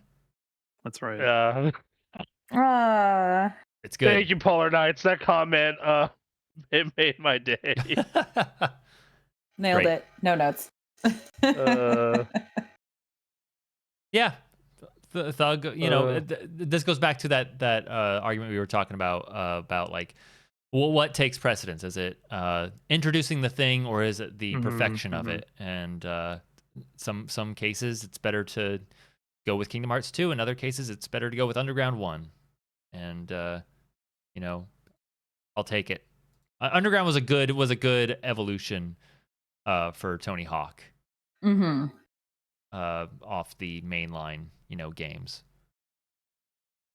Yes, Good for I the do time. agree with that. Yep. All right, so next up is Disgaea Hour of Darkness. Ooh. Such a good Disgaea. Okay. Such a good game. This should be like 25. Really? It's a good game. But Great SRPG. It's got a ton of depth. It's like pretty much it and Final Fantasy Tactics are the gold standards for SRPGs. Okay. Wow. I wouldn't know. I'm trusting your word. And based on that, yeah, sure. One. Okay. It's real good. All right. All right. So number 18, Ratchet and Clank Up Your Arsenal. There's my Ratchet. Was that the That's third one? 3. Yeah, because it went Ratchet and Clank, Going right. Commando, and then Up Your Arsenal was number 3. So that's great, though. Yeah, that's a good pick. Yeah. That's a very good pick. Cool. Number 17 is gonna make M happy. Beyond Good and Evil. Hey, Thank it made it you! in there. Thank you, IGN. Thank you. Oh, thank you. I need to play some Beyond Good and Evil. Oh, I I miss her think it's so on much. the Xbox backwards compatible. Is it? Okay. Yeah, as like an HD. Yeah, the HD, remake remaster they did a few years back. Yeah. Okay. I'm gonna check though. He's gonna check. While he's checking, hey Ubisoft, where the fuck is Beyond Good and Evil 2? Ah, Yeah, it's $3 if you download it right now. nice. All right. Oh shit. Okay. Sale ends in a day though. Just heads up. Worth every penny. Yeah. Fuck yeah, it is. Cool. All So, right. Aaron, if you want to play it, drop your $3. And time is now. That is literally less than the price of a coffee. Yep. So. Yeah. All right. Number 16, Burnout Revenge. Interesting Whoa. choice. Not 3. Not 3 really. is an interesting choice. Yeah, that's weird. That's really weird. That's very, very weird. It's a good game. I really enjoyed it. It's a great game. I just didn't enjoy it as much as I nearly enjoyed 3. Yeah. So yeah, well, yeah, everyone says 3 is better than Revenge, and then I would say Burnout Paradise is better than Revenge. Burnout Paradise is better than Revenge. So Burnout Paradise might actually be better than 3. Actually, it might be. Yes. This write-up for some says people that, that's heresy, but yeah, this We're a write-up bunch says of fucking heretics then. yeah, this write-up says this is the last Burnout game to include include a crash mode, like yes, you can't select crash mode in Paradise from a menu or anything, but like you can just start crashing into cars at any time and start getting points and shit. But Like it's it not automatically like that kicks off. puzzle game. But yeah, That's it's not true. Like that You're puzzle right. game I thing forgot that's about that. been- It's more, yeah. Yeah. Oh, they should just make a Burnout Paradise 2. I know no one's around to No make one's that asking game for it. anymore. Everyone's asking for it. Asking for it. What? Ugh. They are? Eh, Why am I not paying attention to the? Because to no the one's talking full about set of Burnout. racing I'm games? talking. It's in their hearts, That- man. I mean, yeah. That's right. They don't know they want it. They don't know. They don't know put that out that remake remaster like 4 years ago, Mm-hmm. and it did okay. But then like a year later, I saw it in bargain bins for like $5, and I was like, all right, it's dead. Such a It's good dead. fucking game. Holy shit. It's dead, and it ain't coming back. Damn. I'm just bummed we've all ditched arcade fun. Mm. No more. The closest you're getting is Horizon. But that game is fun. Not to be Horizon. fair. Forza Horizon. And yes, it's fine. Yeah. I don't game like is driving. fun. I don't like driving those cars, but I acknowledge that they're trying to have more fun with their slidey around cars. Yeah. So then we got number 15, Psychonauts. First one. Hey, okay. Good, Good.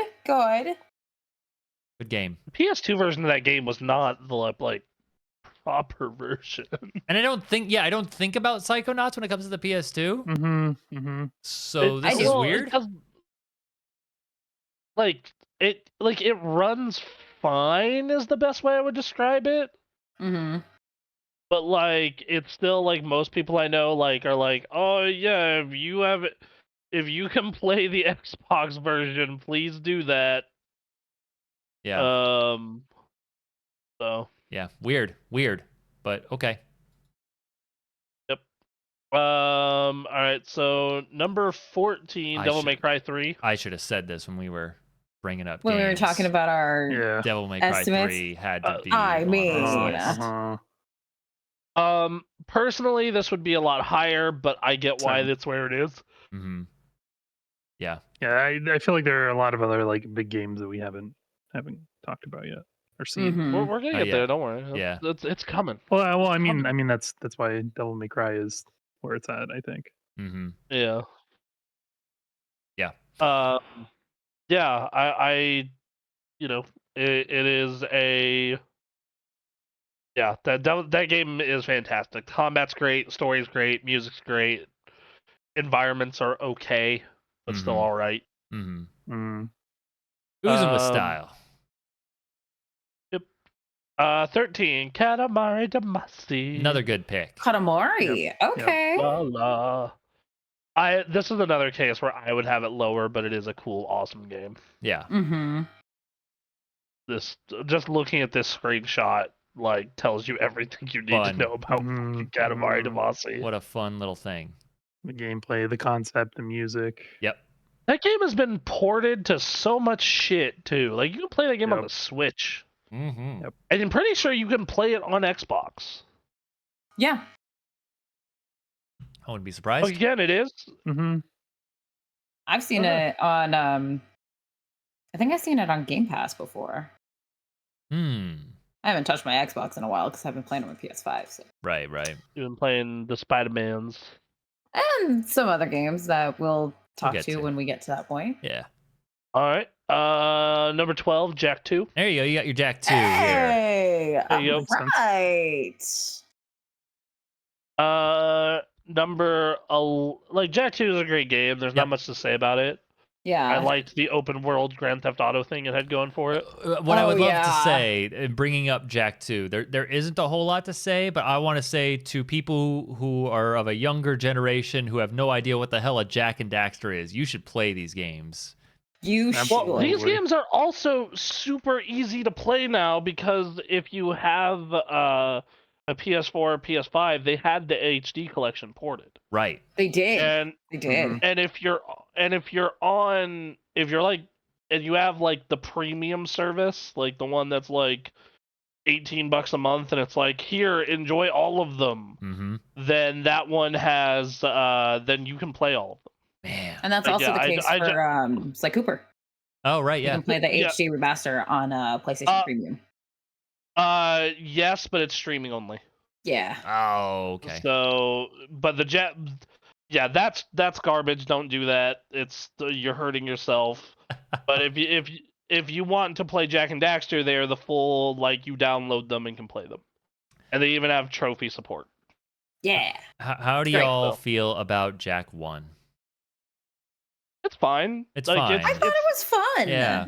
Like, Daxter is the good character in that one, and like, it's a good, like, that era of platformer. Yeah. Yeah. 2 and 3 and the kart racer are all better. Yeah. Oh. But Yeah. But But, yeah, yeah, Jak 2 so and 3 are just like that's some good stuff right there.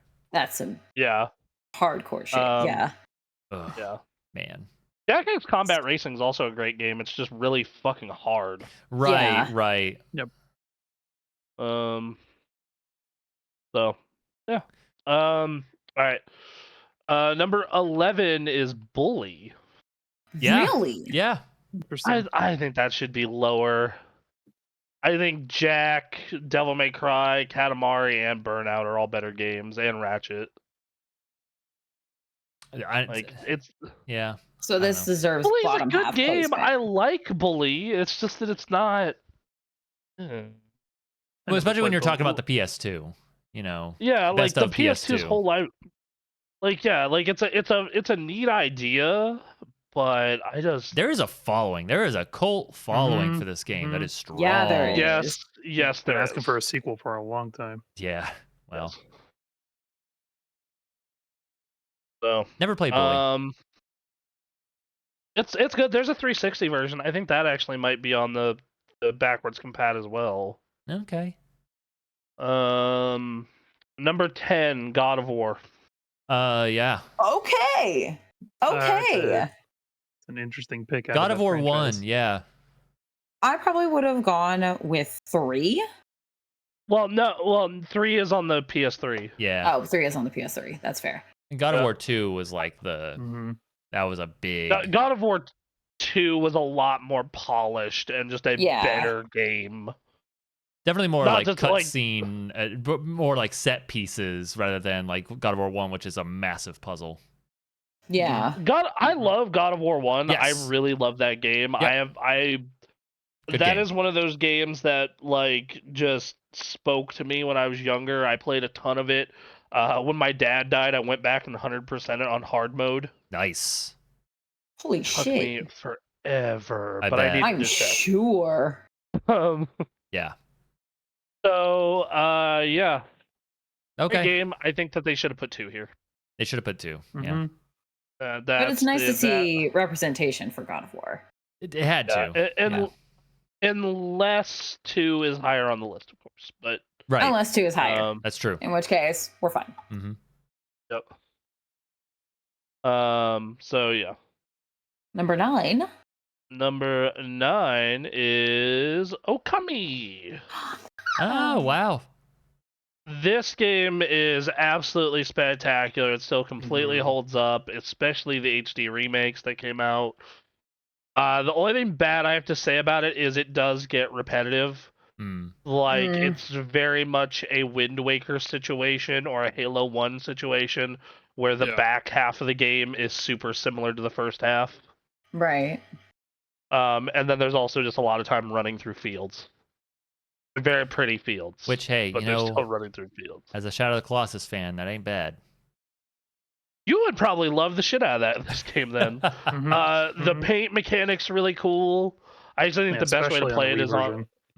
Yeah, I was about the Wii version paint stuff is neat. I think on a controller it functions. But yeah, this game is spectacular. The funny thing is you can make an argument this is the best Zelda game of that generation. Wow. Because it's very much a Zelda game. Right. Yep. So well deserving of its top 10 spot. Yes, and the HD remake looks just fucking spectacular. Number 8, Final Fantasy X. Oh, there we There are. we go. All right. Final Fantasy X. There we go. I would have it even a little higher. Sure. Really?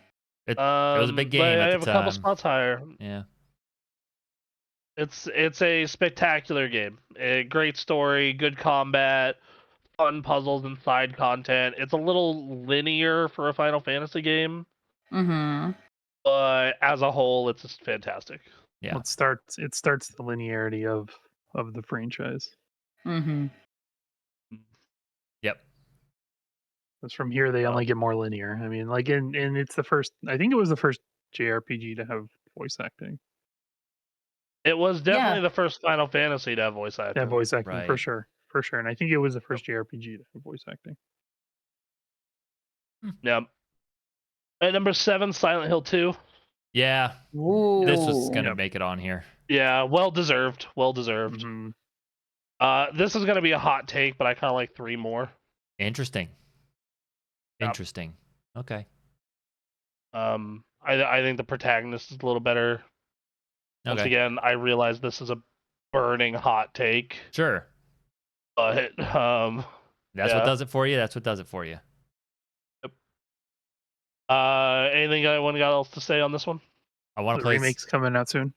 That's right. It is. Yeah. Oh, good. I can't wait to see what way they fuck up an all-time classic there. Oh God. Here we go. Me neither. I'm ready. Yeah. I'm ready to play. Yeah. Fun, new, inventive ways of just fucking up a classic. All right. All right. Next up on the list is Metal Gear Solid 2: Sons of Liberty. Wow. Who called MGS2? Someone here did. There you go. That was me. Yeah, this game for the time was super influential. Mm-hmm. Like, I know this does not seem like a big deal now, but I remember when they demoed this game, and like, bro, you can shoot out all the bottles on the bar individually, Yep. Yeah, that and was a big liquid deal. comes out of them. Yep. Yeah. Yeah. And it People started were- Metal Gear's tradition of having absurd fucking amounts of detail that most Mhm. people won't notice. Right. Mm. People were pretty perturbed Um, about Raiden being in the game though, and not playing as Snake. Yeah. Oh, people were so pissed about. I was People were pissed really at the upset about time. that. Yeah. Of course. Wait, you were upset about that? No, people were really upset about it. I didn't care. Okay, yeah. So I was pissed at the time, but like playing it now and looking at it now and the way the marketing campaign was now, I'm like, okay, no, that was fucking brilliant. Mm-hmm. And the game itself is fucking brilliant. It's one of the best stealth games ever made. And the ending and the story was a vision of the fucking future. Mm-hmm. Mm-hmm. Just like you cannot like, man, you can post that game online, like that section when there was the reveal with the kernel AI and shit, and you cannot tell me that it is not exactly what happened to the internet and social media. Right. Yep. 100%. All right, number 5, Grand Theft Auto Vice City. Oh. Vice City. Okay. I'm sure we're gonna see Snake Eater and San Andreas on the top 5. Yeah. Or I've definitely seen I those don't soon. know. I remember Hmm? I remember watching my brother play Vice City when I was growing up, and I was just like, this is giving me like hardcore 80s Miami Vice type of feel, and I'm kind of vibing with it. Yeah. Good shit. I Mhm. really enjoyed the soundtrack. I really enjoyed the style. Mm-hmm. That game came out when I was 12, and I played it when I was 13 on a rental, and I really liked it. But I just didn't understand why it was so good until I was significantly older, because it definitely expects you to have watched Scarface and a bunch of Yes. other mob Yeah. movies that I once again would not watch until I was older. Right. Yeah. There are a ton of references to that line. Yeah, of like I would say, before you play this, watch Scarface. Mm-hmm. Absolutely. Yeah. So, Number yeah. one recommendation. And Burt fucking Reynolds is in it. It even says in that, and Yep. then Ray Liotta, and Yep. they got a bunch of stars for it. So, yeah. All right, well, let's get on to number 4. 4 is in an appropriate spot. Resident Evil 4, which, I mean, how much can we jerk this game off this year? Squeezing it in before Game of the Year. Yeah, just a little more. Just so many games stole shit from Resident Evil 4. It created a whole genre, like the whole third-person over-the-shoulder shooter genre. Like, yeah, like, and man, if that game had modern-day controls, it would still work perfectly. And that is proven by the remake, which does change some stuff up, but does keep a lot of stuff the same. And hey, guess what? The remake is a 10 out of 10 bitchin' experience. Right. Yeah. So, yep. Man. Yeah. Good game. Deserves innovative, fucking gorgeous. The PS2 version is the worst version of the game, though. Yes. Yes. Out of the main versions, not like the weird cell phone port thing they did. Right. Oh. But like it looks the worst, and it has pre-rendered cutscenes, so your outfits don't carry into the cutscenes like the other versions. Oh. Ew. All right. Yeah. But they made up for that by putting that Ada Wong thing in it, which wasn't particularly good. So, which is funny because the Ada Wong DLC in the remake is spectacular. Nice. Yeah. What I played so far. Number 3. Huh. This is Aaron's favorite. Shadow of the Colossus. That is high up there. That's a lot of people. This is one of those games that, like, as I have gotten older, more and more people go fucking bananas over it. I mean, world puzzle game. It's it's they made a puzzle game contextually very interesting. Yes. And it had really good music, and like my dad was like very casual video game guy. Like he liked video games, but was like a mega casual. Like he played his Gran Turismo and his his sports games, and that was kind of it. Yeah. But I remember him like going into my room and watching me play Shadow of the Colossus, and just standing there next to my bookshelf watching it. Because I was doing the bird boss fight. Oh yeah, yeah.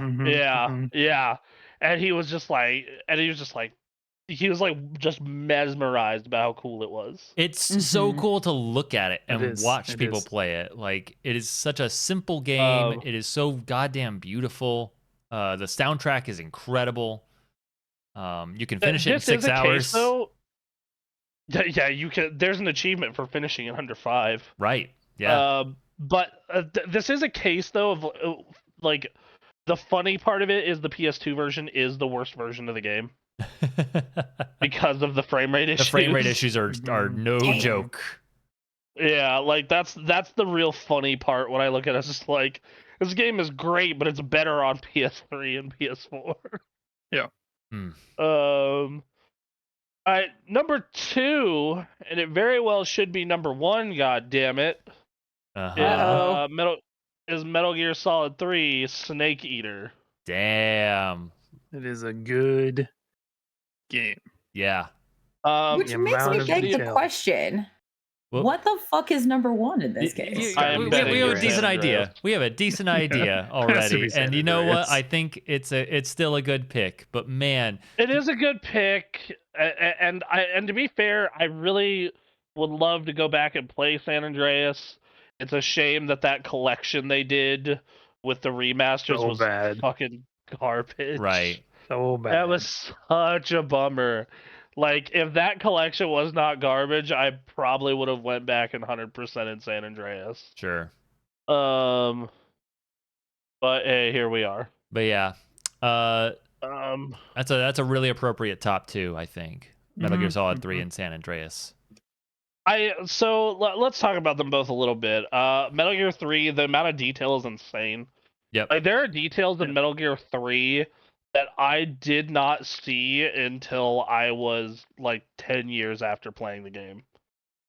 Like, that's some shit that is really interesting about Metal Gear Solid 3. Is that there are like details in that game that I absolutely did not catch and know until like 10 years after playing it. Yeah. It is the And first game where. Oh, sorry. Go ahead. Well, for example, the end, right? The fight with the end. I didn't know that you could skip that fight entirely if you Yep. just push your clock forward a couple of years, and then the guy dies because he's Yeah, so you only old. need to wait. You only need to wait a week. If you Oh, okay, all right, Yeah. yeah. If you wait a week, it's 1 week, so it has to be a week or more exactly. He will die of old age, and you'll fight a bunch of Gru soldiers, or that fucking insane detail that happens when you that insane detail that happens when like every person that you kill ends up in the Sorrow boss fight, and it shows how they died. So I played that game slitting tons of throats. Like, I slit the throat of so many goddamn Russian soldiers. So when I did that boss fight, it was just a bunch of dudes whose heads Their were heads leaning left just or right, and like just this. blood man. gushing out of it. Jesus. That's It's great. just like, wow, you're kind of making me feel like a piece of shit here, aren't you? Good That's job, fantastic. Gabe. Good job. Lot So of good yeah, stuff. there's that. Then there's the fact that like if you go disrupt, if you blow up supplies in one zone, it'll mean there'll be less patrols in another zone because they think like, oh, someone's going after this zone. Like the amount of detail in this is just crazy. And then the story is it's one of the first video game stories. It actually is the first video game story to ever make me cry. Right. Like, it is, the ending is perfect. This is just such a goddamn good video game. And then I know you can't play Metal Gear Online, but it was the first Metal Gear to have Metal Gear Online, and it was fucking awesome. Right. It was. It was. I had a video go viral for Metal Gear Online. Oh. I can't remember. I can't remember the specifics of the video, but it was something like you can glitch out this like ladder, and there's this hallway where people would go down into, and like people would camp like next to the ladder. They would go prone and just shoot people as they were coming down the ladders. But you could glitch yourself behind the ladder and sort of in the wall, but your gun would peek out and you could still shoot people. Man. And I recorded that on like this little handheld camcorder and then uploaded it, and it went nuts on YouTube. Well, before you could do any screen capturing, you had to just capture that shit raw. Yep. Ugh. And then there's the fact, yeah, man, that game was, it's something special. And it sucks that you can't play the online anymore, but yeah, like, yeah. Well, So maybe I'll come number back one with Metal Gear Delta or whatever the name of that is. I hope that the online comes back with fucking Metal Gear Delta. That would be spectacular. So good. Yeah. All right. Well, let's talk San Andreas. So, what was everyone's experience with San Andreas? Because weirdly enough, I got it as a Christmas gift the year it came out. Oh, nice. Chase the train. Follow the train. That mission was fucking horrible. Like that was like one of those GTA campaign missions that was just like, who thought this was a good idea? Who made this? Is San Andreas the one where they introduced the drone missions too? The what missions? The drone missions, where you had to pilot the drone to follow people or go snoop on people.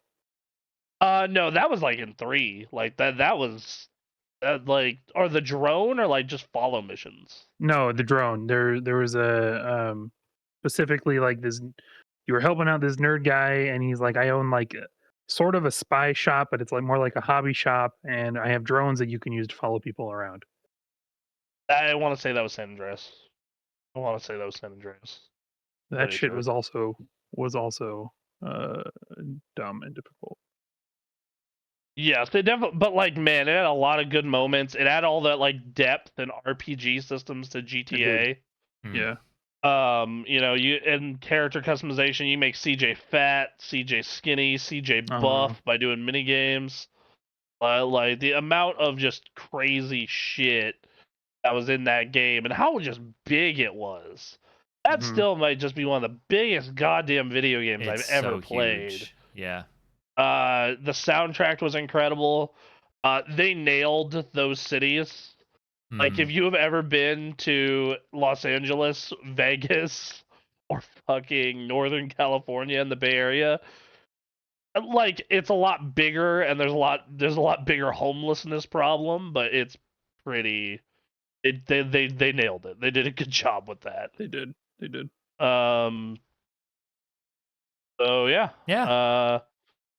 Oh, there you go. There's the top 25 PS2 games. Some weird stuff here and there, but mostly like this is a pretty good list. Nothing I outright looked at and I've been like, man, what the fuck? Right. You know, like good job. Psychonauts is a weird one. Yeah, well, yeah, that's there are some that are like they're not bad games, but exactly they're not bad games, but they are weird choices. Revenge over 3. Yeah, I don't know. I don't know. So we've looked at their PS1 and their PS2 list. I think when we have another slow week like this, we should definitely look at their PS3 list. I'd be extremely curious about that one. We should first try to guess what's going to place in the top 10 and like in those slots, and then oh my god, go okay. into the list. Oof. Turn it into a game. Yeah, that'd be Heavy fun. Rain. Yeah. I think Heavy Rain would be a top 25. I'm not sure if it's be a top 10. Number two. You're calling it right now. Oh boy. All right. What is the bet number one PS3 game? I'm saying it's Uncharted 2. It's got to be Uncharted 2, right? Uncharted 2. Yeah. Yeah. Oh no, it's Last of Us. That is a PS3 game. I forget. I forget that came out on PS3. Yeah, I always forget it because like they put out the remaster with 60 FPS and a bunch of stuff like a year later on PS4. Yep. Yeah. Like I always forget that. Yeah. So, wow. Yeah, I would bet we see like The Last of Us, Uncharted, Dark Souls, Red Dead Redemption. Maybe was there a Ratchet and Clank game on the PS3? Did that skip that? Yeah, I think you definitely see a Crack in Time. Yeah. Yeah, and Grand Theft Auto 5, right? Like, yeah, you have to have GTA 5. I think you have to have a Rock Band game. You have to have a Rock Band game. Yeah. Yeah. God, I would love to do this list for the 360. That'd be another one that would be super fun. 360 would be the more interesting console for that generation. Mm-hmm. Or not, maybe not more interesting, but just definitely like the definitive of that generation. No. Yeah, it was the console that like most people had. Yep. Especially in North America where we live. Like I knew a small handful of people that had PS3s, and like almost all of them, it was their secondary console. Like the 360 is where they played anything that came out on both, and then that thing was for Blu-ray movies and exclusive games. That's exactly what I did. Like Metal Gear Solid 4 came out, I was in line to get a PS3. Yeah. I got mine a couple of months after because it was still at the time the system was still $400 or $500. But at the time the system was still $400 or $500. But what they did is they put out the 80 gig version, and when I was in the mall and a bunch of birthday money, the 40 gig version was on sale for like $320. I'm like, oh fuck, that's a steal. Yep. And that's how I got my money. yeah, and that's how I got my first PS3.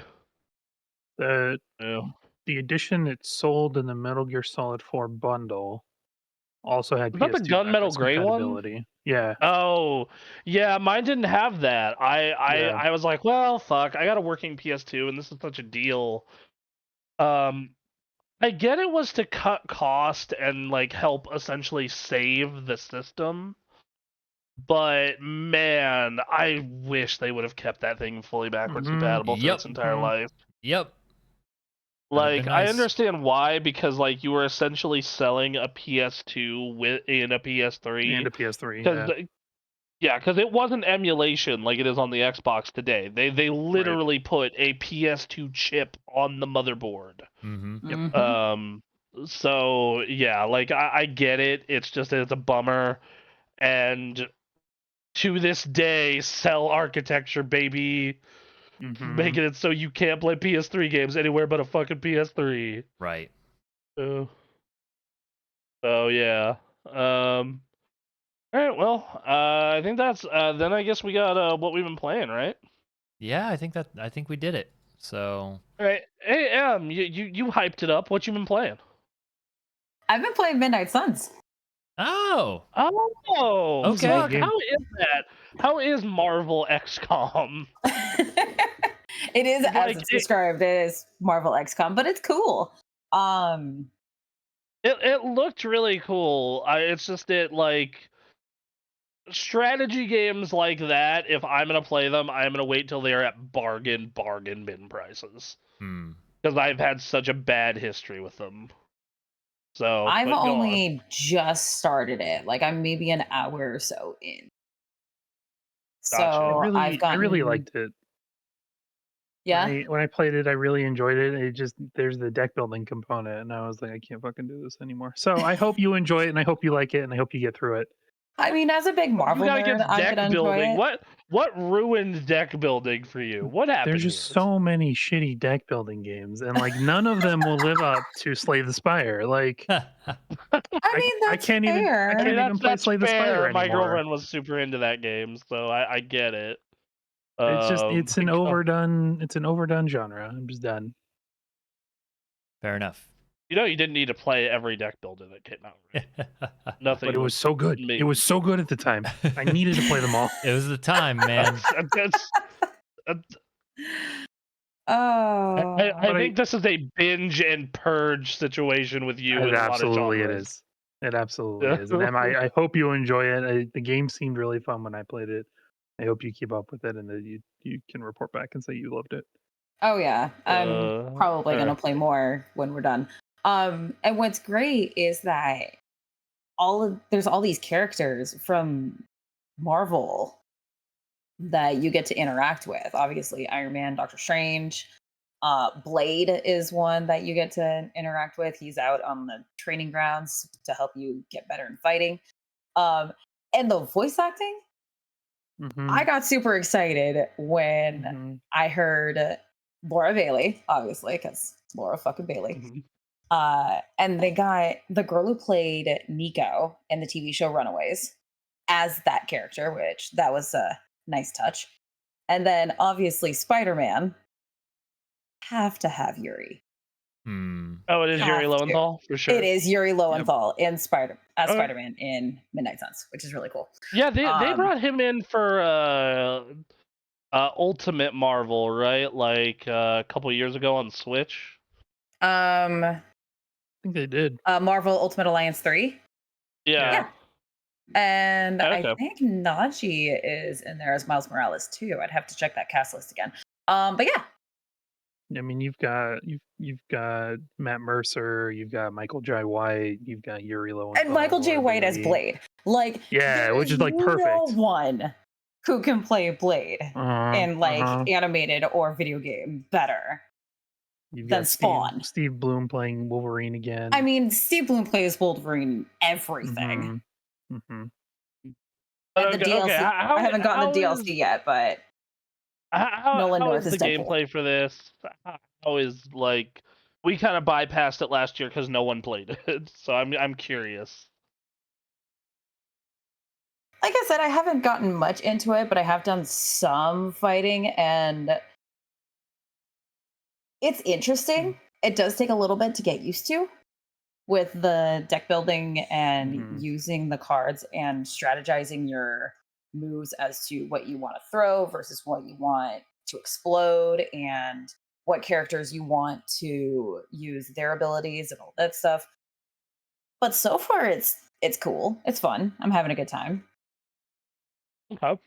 So if you don't like XCOM or the combat in Baldur's Gate though, then don't. I'm probably gonna dislike this game a lot. Is what you're saying. Probably not gonna enjoy this unless you're like really, really, really, really into Marvel and deck builders. I do really, really like Marvel, and deck builders can be okay. I don't love them, but correctly. If done correctly. Yeah, I don't have a strong hatred for them like Ninja, but I don't love them either. So Yeah. Okay. All right. Well. All right. And then what else? What else besides Midnight Suns? Doing some more Spider-Man. Some more Did you Dreamlight. finally 100% Spider-Man? Not yet. I'm almost there. You're almost there. Okay. I was about to say, like, I platinumed it in a week, and I loved every minute of it, but I also haven't been I playing can't this wait last for our week because spoiler of my cast schedule. to discuss I'm so every excited last for that. bit of it. It's gonna be good. It's gonna be great. But go on. I'm so excited for that spoiler cast. I also haven't been playing a lot on my PS5 over the course of this last week because of my new work schedule. Mm-hmm. Because I have to get up super early in the morning, and I'm exhausted by the time I get home at 3-4 o'clock in the afternoon. So I'm immediately in bed. All right. Gotcha. But I'm probably going to be playing a shit ton of video games today. Hell yeah. Yeah. All right. But that's it. All right. What about you, Ninja? Anytime, anything? Nah, not really. I installed Spider-Man 2, so I'm on my way. But I haven't really played anything this week. All right, man. Well, if you can finish the story by next weekend, we're doing a spoiler cast. All right. Great. Oh, all right, buddy. all right. Well, anyway, so you installed Spider-Man and no playing anything else. Just been busy. Yeah, I didn't. Yeah, I haven't had time to play anything. Okay, fair enough. I feel you. I had the move going on and some other stuff, so yeah. I put time into Madden because Madden like is kind of my brain off game, especially like franchise mode, which is a lot of what I've been playing. Right. It's just okay, brain off, like because the computer in Madden is terrible, I can just do whatever I want over and over and over again. Exactly. And then I finished the Halo Battle Pass. Nice. Like I am current on to Halos. Cool. So and yeah, that was good. I realize they're doing shorter battle passes now, but it still feels weird to be done this early. Yeah. And I think I want to say that was it. I play anything else? Oh, I did buy Alan Wake 2 when I got back from San Francisco. Because I wanted something to play that was like Halloweeny and spooky. Right. And it's good. It's really good. That's what I'm hearing. So I haven't actually even gotten to the parts where you play as Alan yet. Like I've been all doing the detective stuff. So it's like this really spooky horror game, but it has all this detective stuff. Like they literally have like the board with the string, and you like lay out all the clues, and like in the story they try and figure it out. That's fun. Like yeah, it's really cool. Combat is very Alan Wake 1, shine light and until they can take damage. If anything in regards to the story in that sense is they got rid of the thing where you could just go back in the light to recharge. After you use light, it makes you like take a minute and go like, no, you can't go back to the light automatically. So you're not just constantly hovering in the light. Yeah, that's a good call. Interesting. And yeah, the story seems cool so far. I'm curious to see how they'll connect it to Control and the first one. They've already brought in a character from the first game. Nice. Oh. So there's that. And yeah, I just really enjoyed it so far, at least. I'm not that far in. I'm on chapter 2. Cool. It's a little more open-ended. I do like that because a lot of it takes place in areas from the first Alan Wake. Like some of the environments are identical to Alan Wake 1. So they that's a nice little detail. I love it when games do that, when you go to a setting that's the same place and they just don't change a bunch of shit. Yeah. Same thing with Spider-Man. Oh yeah, I was in San Francisco the week I was supposed to talk about this. I platinumed Spider-Man 2 in 6 days. Jesus. Nice. It was so good. It is such a good video game. The story is spectacular from start to finish. It is. I know it's 30 FPS, played in fidelity mode. It will be the best looking game you play all year. Okay. It like it looks great, it plays great, the story is a lot of fun. Like the characters are so well done. Venom has always been a character that I'm very up and down on, but they did a perfect rendition of Venom. There are some real surprises in the story, even for Spider-Man fans. Combat's good.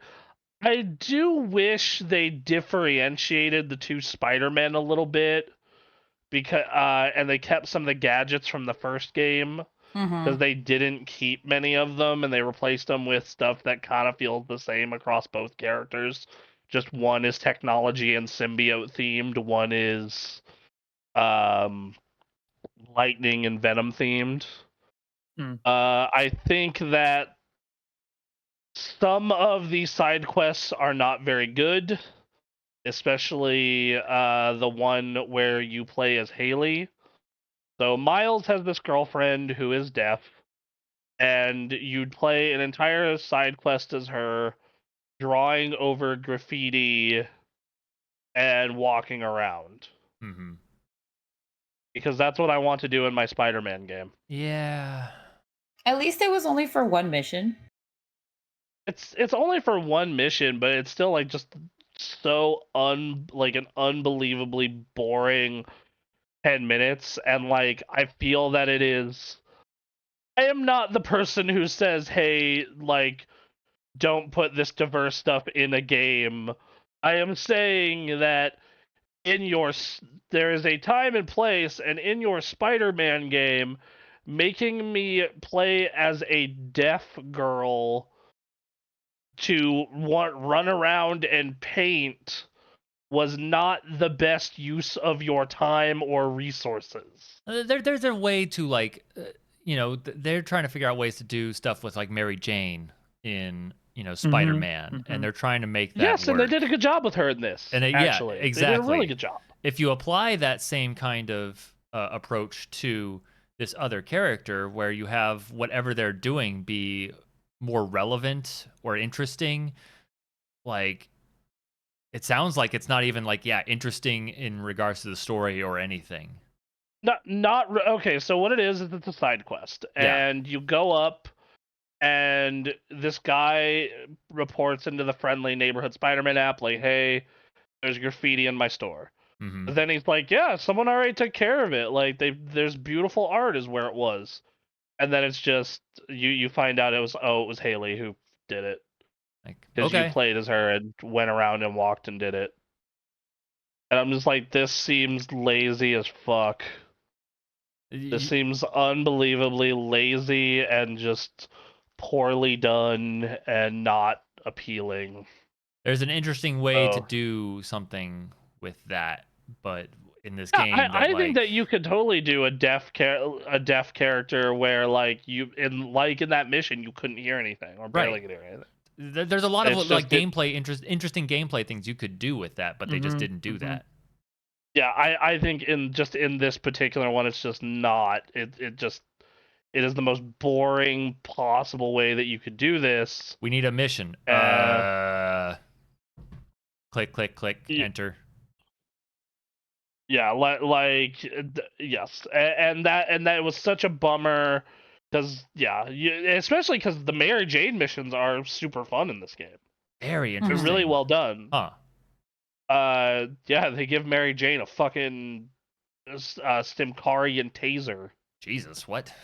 It's fucking awesome. It's great. Okay. I do think the last mission is a bit much when they give her a fucking sonic gun and she's fighting symbiotes. But yeah, that's fair. But okay, I get it. We're here to make a fun video game. Exactly. Fine.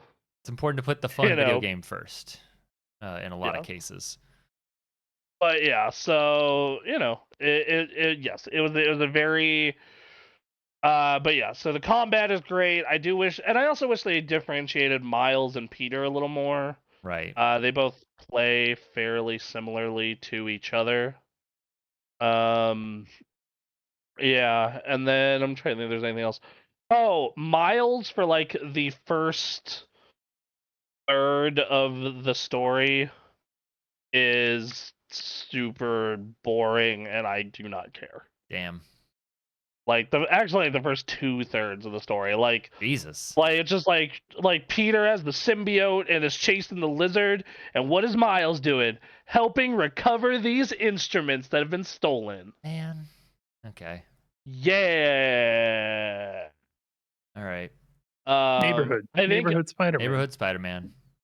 Yeah, I think that what they do with Miles in regards to like the last third of the game is really good. Mm-hmm. I think that is spectacular. I love especially his powers later in the game are a lot of fun to toy with. Mm-hmm. I do not enjoy his new suit that he gets at the end of the game. Yeah, yeah. I saw some That pics of that. That they make you wear for the last mission and don't give a story reason why. They're just like, yeah, it's a new suit, a Miles original. I'm like, but the last one was a fucking Miles original. Right. There was a whole chunk of the last game where it's like, oh, I finally made my own suit. I'm not using a hoodie and a Spider-Man mask or this ghetto shit that Peter made me. Right. That was like a spare of his. And it's super fucking ugly. It is so goddamn ugly and comes out of nowhere. Apparently, it's a sponsorship with Adidas deal. Oh my god! Great. Yeah, because the shoes are, I believe, Air Force Ones. Yeah, and I just fucking look at it, and I'm just like, even if you were forced to do this suit and these shoes, there's a way you could have done this to where at least it made sense to the plot and was cool. Right. Mm-hmm. Like you could have. Yeah, you could have been like, you could have got like, oh, I got my shit pushed in by Venom. I need to go hunt down Electro, and have him juice up my powers. Mm-hmm. And then like you go track down Electro and have him shock you a bunch, so your Venom powers are amped up, and you need a new suit to be able to do this. Right. Cool, great. Because Peter's new suit that they give him in this game is story based and is story focused. At the very end, so there's no reason he could have done this. So yeah, like that's the part where that thing is so fucking ugly, and I'm so annoyed that they make you use it during the last mission. Right. Because the entire game, the second I unlocked it, I was making him use Spider-Verse suits. Oh, that was my Miles suits for the entire game. Second I unlocked them. So God, and I'm just like, and at certain parts of the game, they make you use certain suits for story purposes, because part of this story is dealing with the symbiote and suits and whatnot. Yeah. Like there's a mission towards the first third of the game when Peter gets the symbiote. They make you wear the normal red and blue suit for that. Sure. And then you get the black suit. Just like how in certain missions they make you wear the black suit. Mm-hmm. I am hoping in the new Game Plus mode that is coming out before the end of the year, they go ahead and are like, you fucking, in this playthrough, you can wear whatever suit you want, except for the scene where we give you the black suit for the first time. Mm-hmm. That's fine. That'd be my hope. Will that happen? I don't know. Yeah, we'll see. So, otherwise though, it's probably my game of the year at this point though. Okay. Even with this little bit of bitching, because they handle Mysterio, and that's fun. Yeah, that was cool, and the twist at the end is spectacular. You will not catch it. It is fantastic. Cool. They complete me, because like there's a lot of ways you can do Mysterio, but anyone who knows who Mysterio is are gonna understand. Oh well, this is all bullshit. But they find a way to flip that on its head. Cool. And it's great. All right. And it's fucking awesome. They bring in Wraith from the comics. And they tease Spider-Man 3. So I'm going to give us some minor spoilers on who will probably be the villains of Spider-Man 3. Yeah, I was gonna say they tease Spider-Man 3 in two ways. Carnage is happening. Sure. Green Goblin is happening. Nice. And then Chameleon is happening. Interesting. I am not Ah, gonna reveal the last one because it is a post-credits thing. Gotcha. These other things are all done in side quests. Got it. Yeah. Or seen in side quests. Cool. Yep. All right. Yes. Like I said, outside of when I had work or moving responsibilities, or pre-moving responsibilities, I was playing fucking Spider-Man. Right. And I loved every minute of it. Took me about 30 hours to get the platinum. Hmm. So expect that. I'd say the main story, if you're just doing a straight main story shot other than like stuff you need to upgrade, I'd say you'd maybe be looking at 20. At least, yeah. So Okay. Yep. Cool. Good to hear. Yeah. What else did I play? Yeah, that's about it. This past week has been moving and getting ready for moving. So Exactly. Yeah. Yep. All Cool. right, guys. I think that's it. I think so. Yep. All right. Oh, Aaron, did you play anything? I didn't play much of anything. I'm going to play a game tonight called Lethal Company. Fuck is Lethal Company? Oh, I was fuck. looking at that game this morning. That's weird. Yeah, it released on October 23rd. It has nearly 3,000 reviews, Oh! averaging overwhelmingly positive. Mm-hmm. I saw. Yeah, there were a bunch of people on my Steam friends list who were playing this. I didn't know what the fuck it was. It is horror Deep Oh. Rock Galactic, as far as I can tell.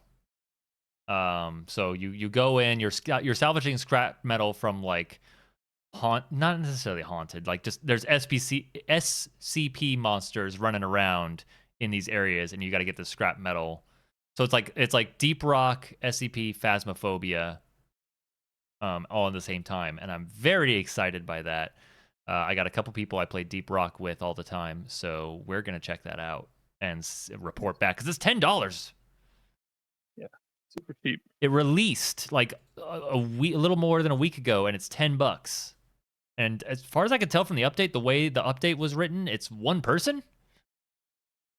Oh, I actually do have a question. Did anyone here besides this? Did anyone else check out Halloween games? Anyone get in the spirit? I bought like 8 and then did not play them. Fucking A, Jesse. Yep. Look, Jesse, god damn it's it. for next Halloween. It's for next Halloween. Yeah, it's for next year. It's fine. I'm ready. I'm ready to go. But I only played it for like 2 hours. Nice. I partially played through. I played for like half an hour, but my friend played the rest of it. We played a little like PS1-esque game called Blood Wash. It is 2 hours, and it is just like you're doing laundry at 3 a.m. in a public laundromat, and the Womb Ripper is out and about, so you got to be careful. The what? The Womb Ripper. I'm sorry. Womb Ripper. No, it's good. It's good. Very weird game, funny. Little terrifying at times. Because it's one of those games where people make one of those like PS1 models and they're just running at you, and it's like shit. The same dude. It's like those puppet combo games. He's a dev that makes those PS1 games, and there's just an article about him not being able to release his game on Xbox because Microsoft said it was too gory. What? Fucking A. Yeah. Apparently. Microsoft and Nintendo declined to host his game on their platforms, but Sony was like, sure. Yeah, sure. Fuck it. That's Why not? ridiculous. Okay, I understand Nintendo Okay, to then. an extent, but Blood Wash. That's what I played on Halloween proper, and that was a fun, dumb time. But that was it. Okay. Fair enough. Played a little bit Alright, of Phasmo well- recently. Phasmo's still somehow the jank that it was when it launched. Mm-hmm. I am bummed we could not set up our yearly Left 4 Dead thing. We'll need to make I know up for we it didn't next get year. that done this year, but that's just Yep. we're getting Just older. Moving and San Francisco and birthday. and Shit's just happening, man. Spider-Man came, and I was just like, fuck every other video game. Yep. Yep. But yeah, we'll make it happen. All right. I think that's a show. All right, guys. We'll come back and see you next week. Yeah. Love you. Next week. See Bye. ya. See you.